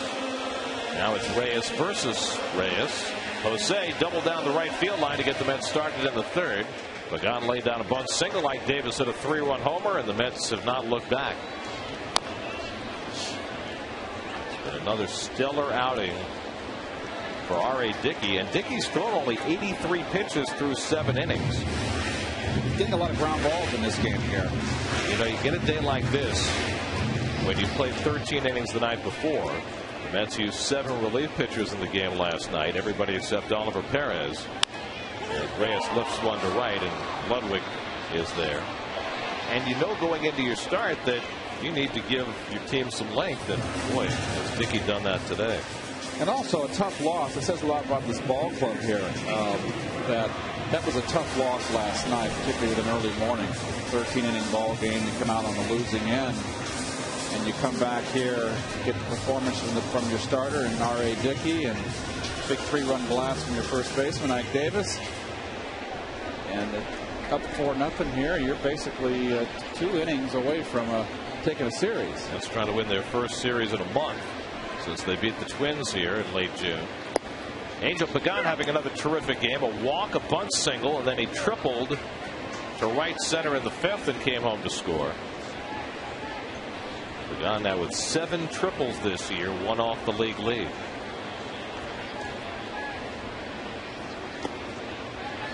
And here it is.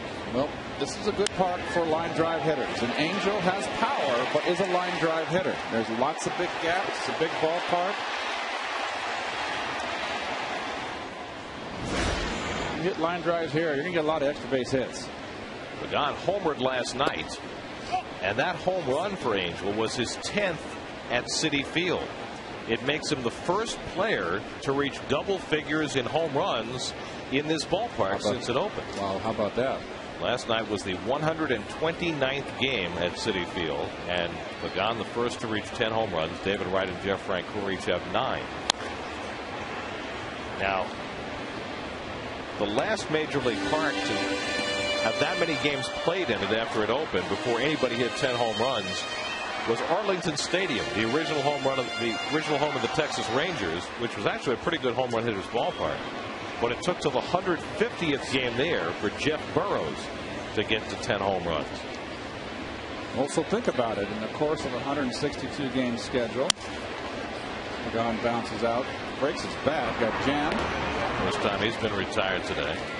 If you've got 10 home runs in 129 ball games, you're probably going to hit around 12, 13 home runs on the year. It just says a lot about this cavernous park. Well, that and the fact that last year the Mets couldn't keep their team healthy and nobody hit more than 12 home runs. Remember who the Met home run leader was last year? No. Daniel Murphy. That's right. He hit 12. Here's Carlos Beltran, who drove in a run with a base hit his last time up. Carlos has driven in 3 runs in this series after driving in just 1 up until that point.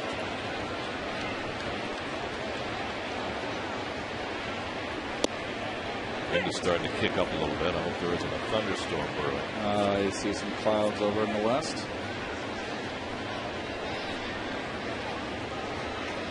Nice kind of day on a hazy, hot, humid afternoon. Beautiful crowd. These are some of the nicest days in the summer here when you get all the camp kids in with all their enthusiasm. And with these 12-10 starts, they stay till the end.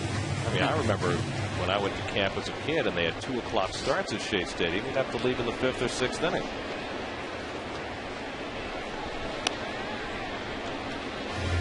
Terribly disappointed. To leave a ball game? Oh.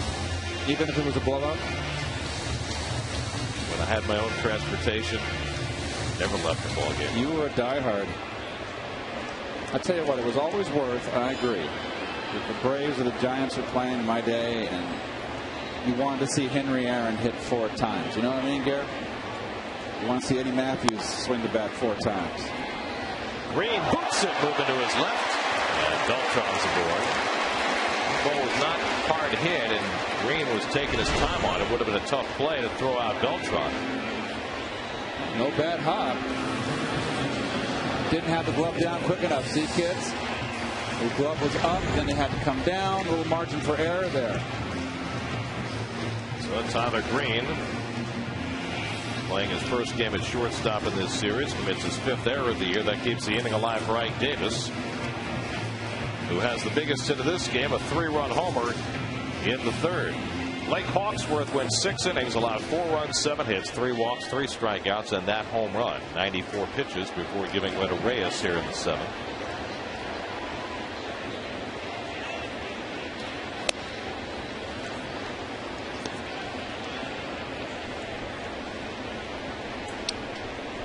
Well, last night's game, The pinch hit, 2 RBI pinch hit off Reyes. 1-0 count.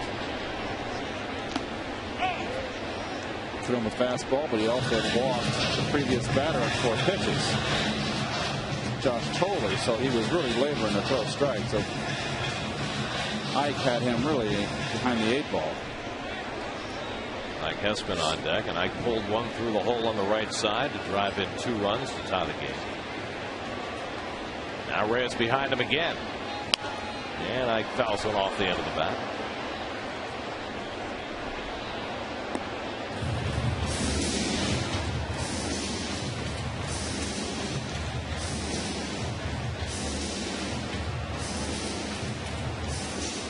It's a retro rusty look, isn't it?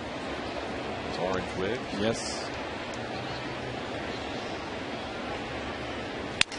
Broken back grounder. And Schumacher tosses out Davis to end the inning. 7 in the books now at Citi Field. Dickey and the Mets with a 4-0 lead.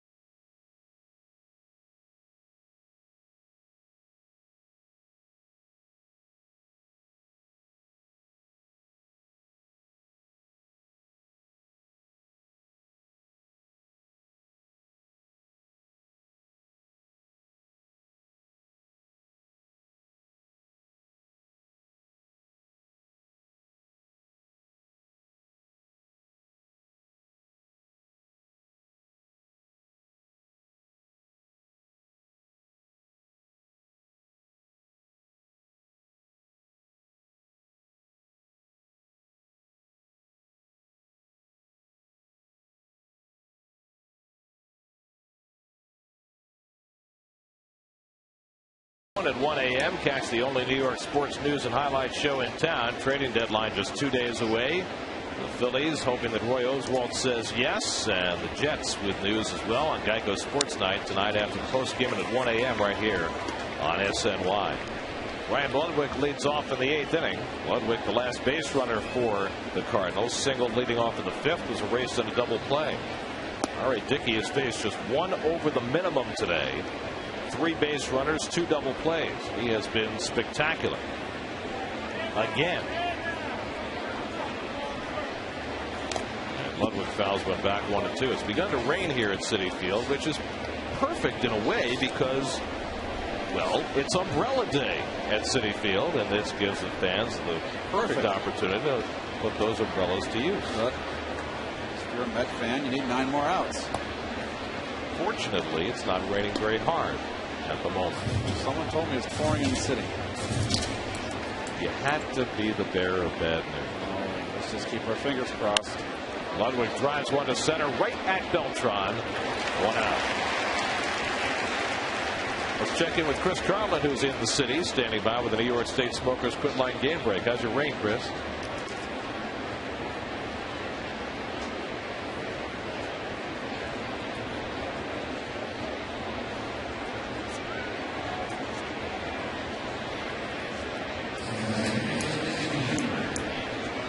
All right, thanks, Chris.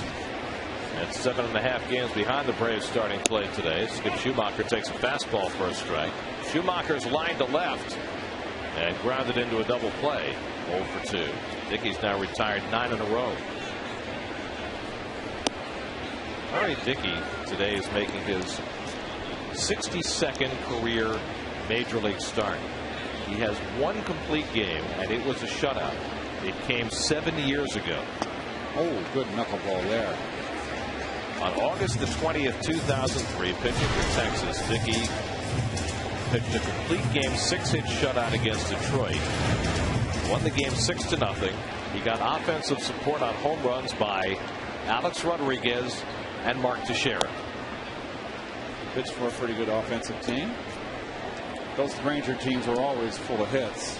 Just their pitching that was their problem. They're starting to rain a little harder now. It is, which might put a crimp in Dickey's complete game plans today. 8 outs. Line toward the home, base hit. And so Schumacher picks up the 3rd hit of the afternoon for the Cardinals.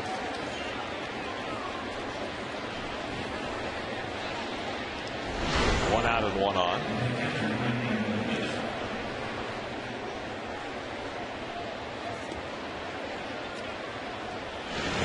Well, this is no longer a fluke, this young man out here. I shouldn't say what, a 38-year-old. 35. 35, excuse me. Don't short him. Sorry, R.A. Here's Molina. Twice is grounded out to Hessman at third base. He knows exactly what he's doing. And even what I find impressive, Gary, he's starting to throw. When he first came up, he was all knuckleball. Now he's mixing in his fastball. And when he mixes in his fastball, Bobby Parnell up in the bullpen for the Mets, when he mixes in his fastball, he puts it in good location. He jams a hitter, right-hand hitter inside, running in on his hands. Throws a good sinker down the way against the left-hander. Molina lifts one to right. Frank Corrick chasing back. And they're 2 away. Well, I think when you look at the arc of Dickey's career, as Mike McDougal gets up at the Cardinal bullpen, was the winning pitcher last night, and you look at the history of knuckleball pitchers and their longevity, there's every reason to think that R.A. Dickey's career is just beginning. Randy Wynn up the pinch hit for the pitcher Reyes.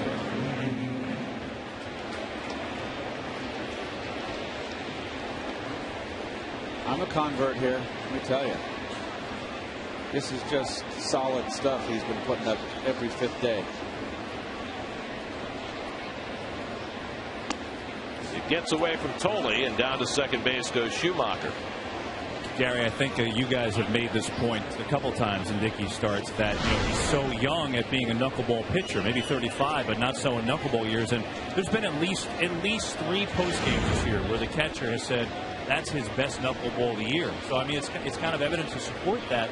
He continues to get better and better. When the Mets were in L.A., I talked to Casey Blake, who's a good friend of R.A. Dickey. He said, I knew him well and saw him a lot when he was not a knuckleball pitcher. And he said, I got to tell you, facing it, I just had no idea what to expect. I mean, I almost found it challenging that he threw as hard as he did. To me, that made it harder to hit. Well, he has been nothing short of spectacular, if you can use that word to describe a knuckleball. 2-0 to Randy Wynn, and he grounds one foul. By the way, there was scored a wild pitch on Dickey, allowing Schumacher to get to second. It's always tough when they charge past balls with regards to knuckleballs. It all seems so unfair to the catcher. Well, Josh has just done a really, really nice job of handling Dickey. Well, you'd have to say of the 3 catchers, he's done the best job simply catching the ball, which is not easy for all catchers to do. I was talking to Josh yesterday, guys, and I asked him about, catching the knuckleball. He had never done it before spring training, and he said, I really wanted to learn it, just add it to my toolbox, maybe it'll help get me to the major leagues. So I said, so basically you're conceding you were riding R.A.'s coattails to the major leagues. And well, he said yes. He could be this generation's Doug Mirabelli. I mean, remember how much the Red Sox had to give up to get Mirabelli back because Josh Bart couldn't catch Tim Wakefield's knuckleball? And Mirabelli probably added 5 years to his career because he could catch Wakefield. 5 years towards his pension. The only difference is, Gary, is that Tolle didn't get a police escort coming to Citi Field like Mirabelli did.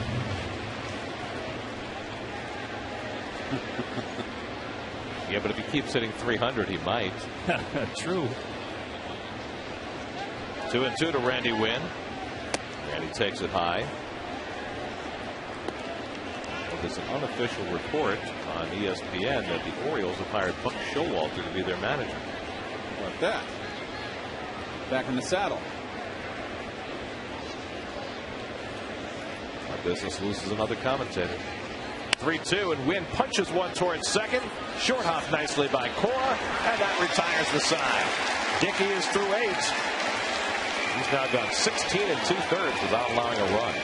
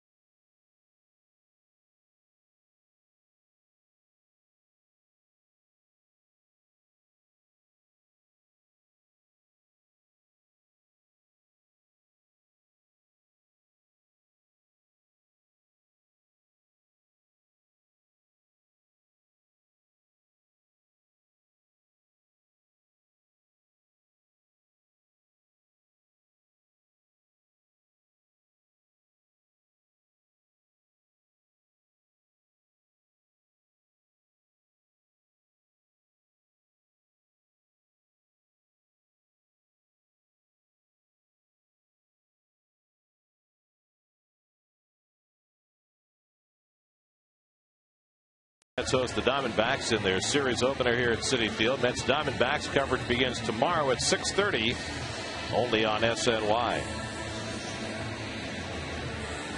And there are your Mercedes probables for the series with the D-backs, who swept the Mets in Arizona. Mets will be looking for some payback. Pelfrey against Kennedy Friday night. Isanori Takahashi Saturday night against Barry Enright, who beat the Mets in Arizona. And John Neese goes in the Sunday day game against Rodrigo Lopez before the Mets head to Atlanta. Mike McDougal made his Cardinals debut last night and wound up the winning pitcher in the 13-inning affair. Well, McDougal, of course, pitched for the Nationals, the hard thrower. Royals to the Nationals. Pitched well against the Mets last couple years. Hard thrower, a little bit wild. That's been his problem. But like last night, a 1-2-3 perfect inning and a W. Mike Hessman making his second straight start today. Has an infield hit and a walk, 1 for 2. It's continuing to rain. Not hard enough to stop the game. Mets batting in the bottom of the 8th with a 4-0 lead. R.A. Dickey's thrown 103 pitches, and there's nobody up in the bullpen, so it would appear as though Dickey is going to get a crack at his second career complete game and his first in 7 years. It'll be Hessman, Tolle, and Francoeur for the Mets in the 8th.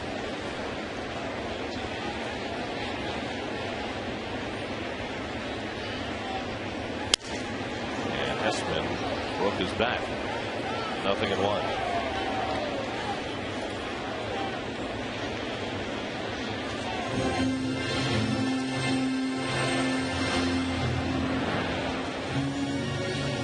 No one's left the ballpark. They're here. They've all got their umbrellas. It's a very pretty scene with those blue and orange umbrellas. Because, you know, the fans are true to the orange and blue. Yes, they are.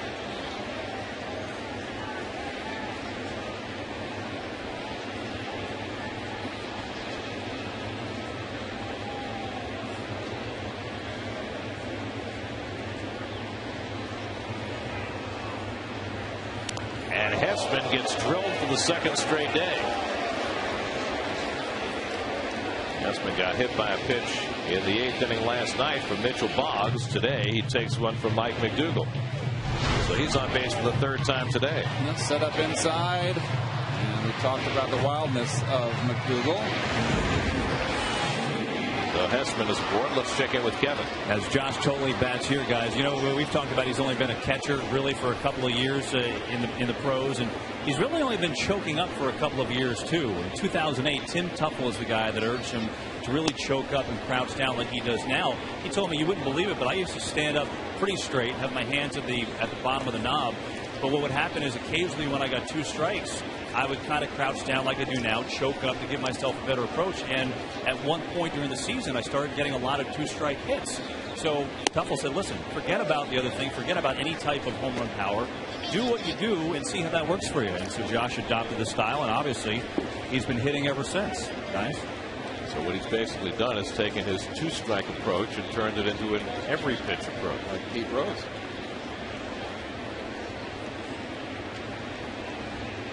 McDougal behind 2-0, and now 3-0 to Tolley, who's already walked and singled to center. His base hit in the 5th inning snapped an 0-for-8 skid.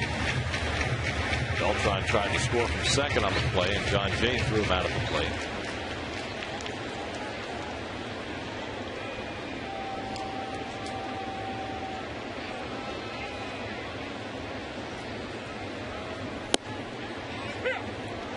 I mean, Keith, do you think it's hard in this day and age, you know, when the home run ball is glorified, for a guy like this to come up and, you know, really not think about home runs at all, to change like he did, to go to that 2-strike approach? It's obviously worked, but do you think that's a hard thing to do? I don't, Kev. I do feel if you're a catcher, though, you just, there's ball 4 right there. McDougal, true to form, that's going to get his pitching coach a little angry. Don't want to just be a singles hitter, particularly if you're a corner, infielder, or a catcher. You can be a line drive hitter, but if you hit doubles and triples, extra base hits, and you drive in runs, you're going to find a spot. Manny St. Gian, for instance, wasn't a home run hitter. But if you're going to be a singles hitter, it's going to be tough in those power hitting positions on the as the corner and behind the plate. Sometimes it depends what team you're on too. Yep. If you're on a team that's got power at unconventional spots like the Mets do in center field, sometimes that changes the dynamic of the team and what they need from that position. And McDougal really having trouble throwing strikes after hitting Hessman and walking Tolley. He's behind on Frank Gore at 2-0. Boy, Tony La Russa is probably saying, thank goodness he wasn't like this last night. Nobody behind him in the Cardinal bullpen, with St. Louis already down 4-0 and having expended their entire bullpen last night. Interesting in this game, every day is different. This kid came in last night in extra innings with a tie ball game. Pitched the bottom of the 12th. 1, 2, 3 strikes. Well, that's why he's bounced around. That's why he's been picked up. He's got a great arm. But the inconsistency. 2-0 to Frank Gore. And Jeff pops one up. Infield fly rule will be invoked. Batter is out. 1 away.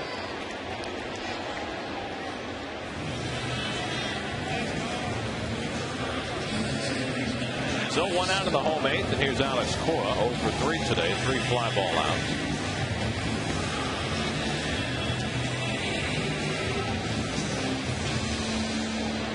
We're looking in the Mets dugout. Ari Dickey just came back from a trip to the clubhouse, and he's going to go get his batting helmet.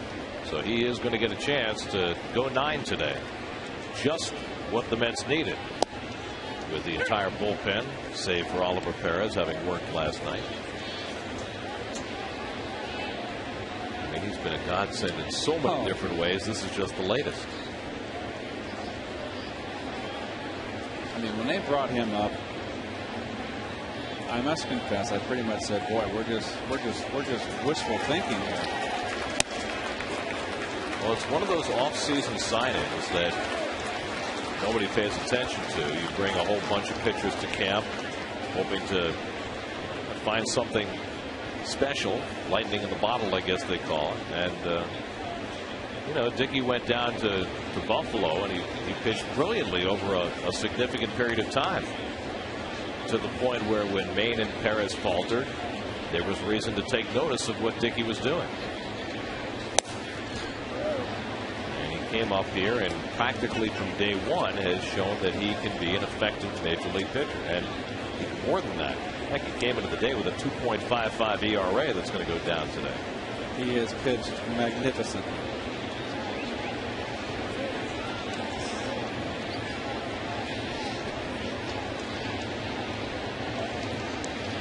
Here's the 2-1. Taking high 3-1. It's funny how seasons evolve too, because you started out the year, again, Santana is your ace, and Pelfrey was emerging into that solid number 2 guy. Well, right now, if you rank the Mets starting pitchers, it's Santana and then Neese and Dickey in some order as the 2 and 3. Absolutely. They have really saved this ball club from really going in the tank. 3-1 to Cora, and he walked him, and the bases are loaded. So a hit batsman and 2 walks in the inning for McDougal. And now Dickey comes to the plate. Well, this is going to get you a visit from your pitching coach.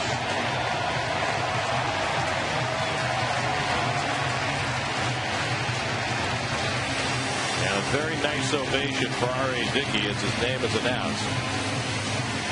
In this day and age, there are few things that tickle a fan's fancy more than the idea of a pitcher going 9 innings. Because after all, unless you're a Roy Halladay fan, it happens so rarely. Fans appreciate that. We were talking earlier about the lowering of the bar, and I think it's starting to change. When you had pitchers out there that thought that they went 6 innings and gave up 3 runs, they did their job. Well, I kept my team in the game. That to me is just lowering the bar and not striving to be the best, not striving for the goal. Well, I think it also had to do with the way offenses evolved, because there were so many more runs scoring in general, more home runs. Now that home runs have come back to earth, as Dickey has to get out of the way of a high, tight McDougal fastball. Well, that gets a rise from the crowd, but this McDougal has no idea where it's going. Dickey's first reaction, rightly, was to get his hands out of the way. Warning, Will Robinson. Danger.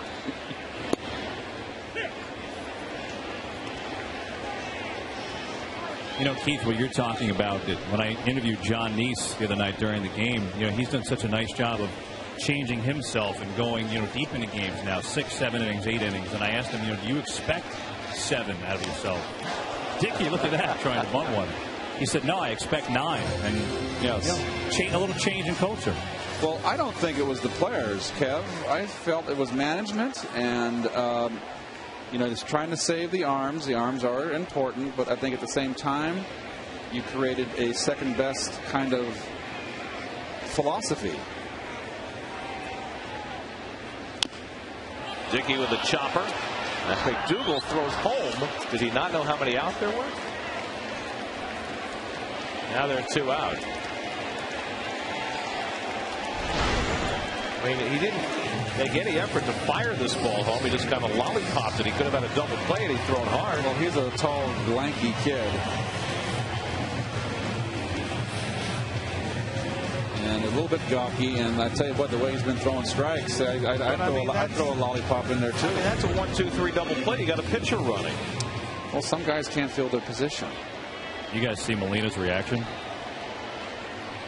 No, I didn't. Yeah, he just kind of said man and then motioned with his arm like to throw a fastball. Well, here's Reyes, who's 1 for 4 on the day. With the bases loaded, it goes to the backstop, and Hessman wisely back to third base as that ball came hard off the bricks. And McDougal's just all over the place.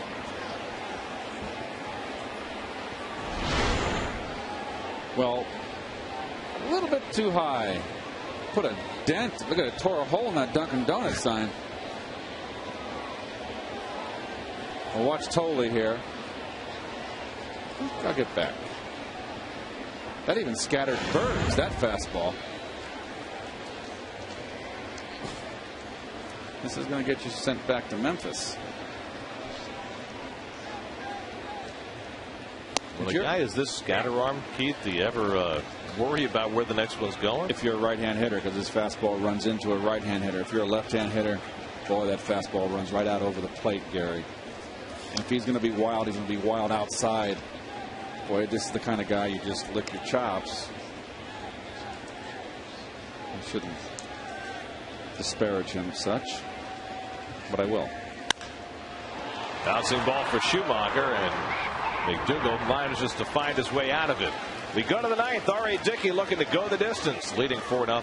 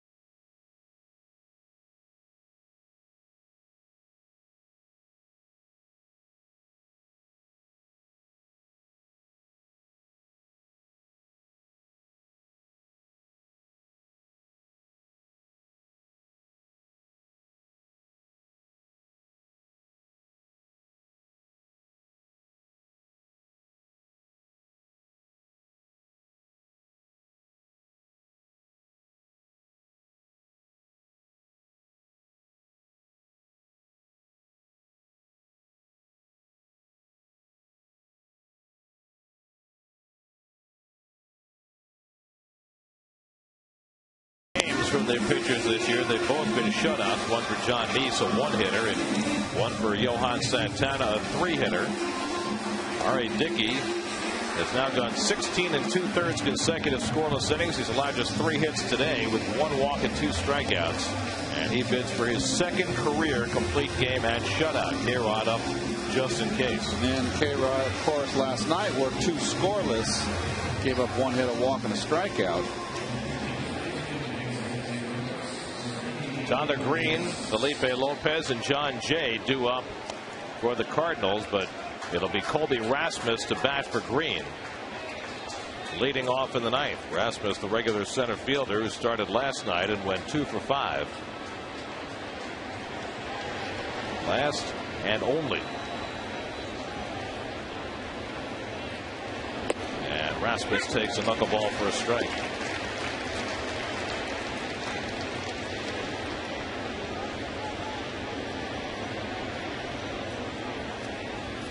And he hits it hard toward the middle. And Rasmus leads off the 9th inning with the Cardinals' 4th hit of the night. Let's check in with the studio, see what's coming up on Lincoln Mercury Post-Game Live. Chris Carlin and Bobby Ojeda.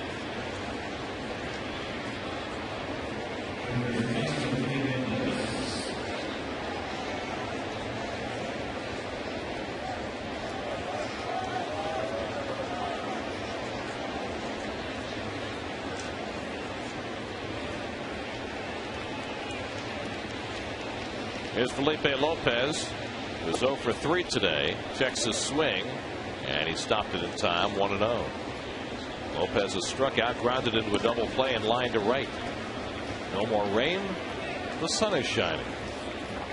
Beautiful.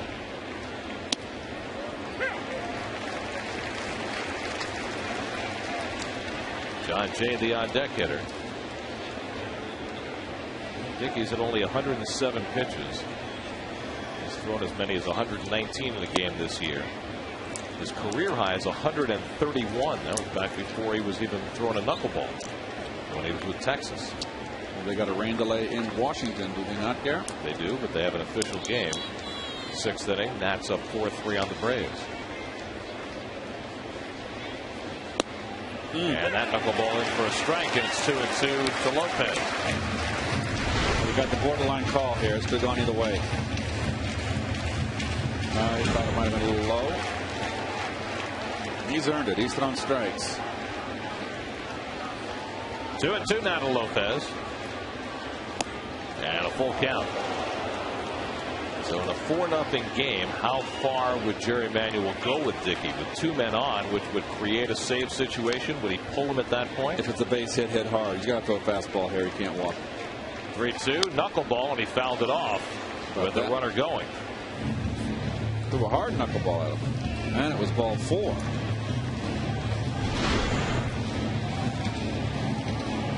Well, that just sailed inside, didn't it?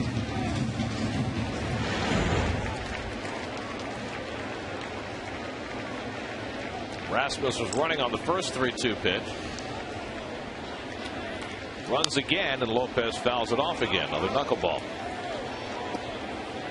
Oh, heck, 1 walk and then the 9. He's got confidence to throw that ball for a strike. His only walk went to the number 9 hitter, Tyler Green, in the 3rd inning. He was immediately erased in a double play. Coming into this inning, Dickey had faced just 2 over the minimum for the afternoon. 26 batters in 8 innings. Rasmus runs, grounded down to Davis. He'll have to settle for the out at first. That's the first out of the 9th inning. So the Cardinals stay out of the double play by moving Rasmus. Davis has already started 2 double plays today. Ball hit sharply. It's a ball hit 10 feet to the right. It's a base hit, 1st and 3rd, and you got K-Rod coming in. Now John Jay will step in against Dickey. Jay has one of the 4 hits for the Cardinals today, an opposite field double in the 1st. He's grounded out twice since.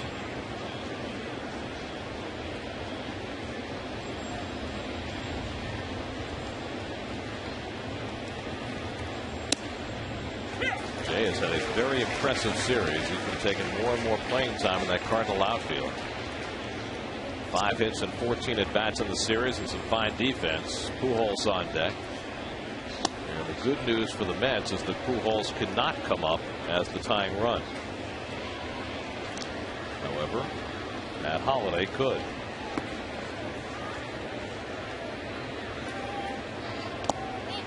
And Tolley picks it out of the dirt, 2-1.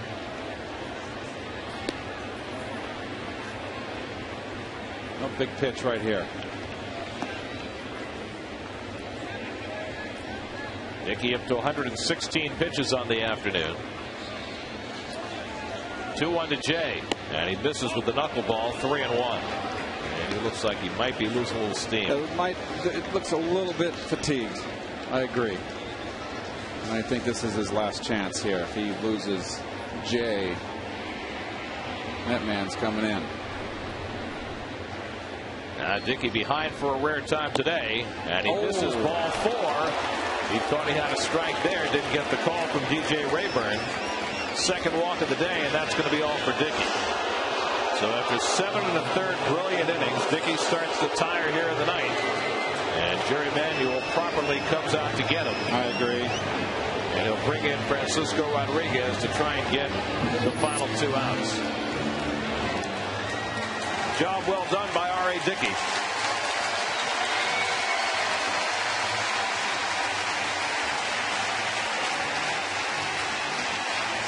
The call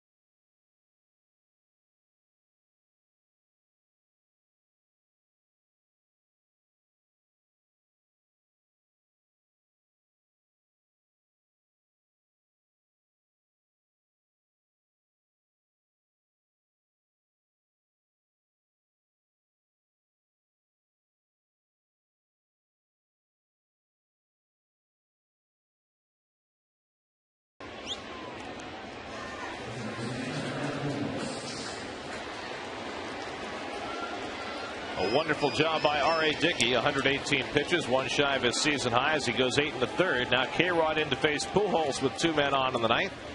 And he misses wide for ball 1. Frankie threw 2 innings last night. He's working for the 3rd straight day. And you see Frankie's year right there, his numbers. Brought to you by North Shore LIJ. Bidding for his 22nd save of the year. And Pujols off the end of the bat out to center field. And Beltran settles under it. 2 out.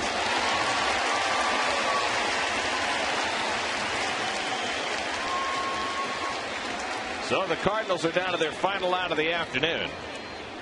The Mets are bidding for their 14th shutout victory of the season. The Cardinals have been shut out 9 times this year. R.A. Dickey, who hasn't gotten a win since the 23rd of June, despite pitching wonderfully since then, got a little bit of run support today, and he did the rest. Now K-Rod trying to secure the final out as he takes on Matt Holliday, who's 0 for 3. 2 out and 2 on in the ninth. And Holliday takes the curveball for a strike.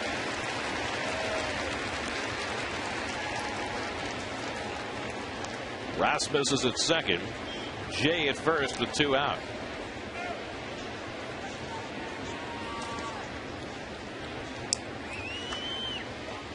If K-Rod is able to keep these inherited runners from scoring, Dickey would have a streak of 17 consecutive scoreless innings. It's been outstanding. We said it all day.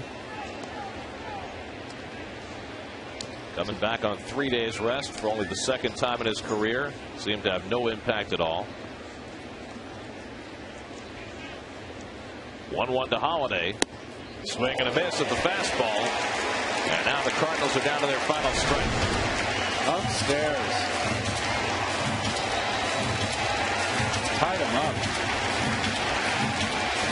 Just beat him badly there.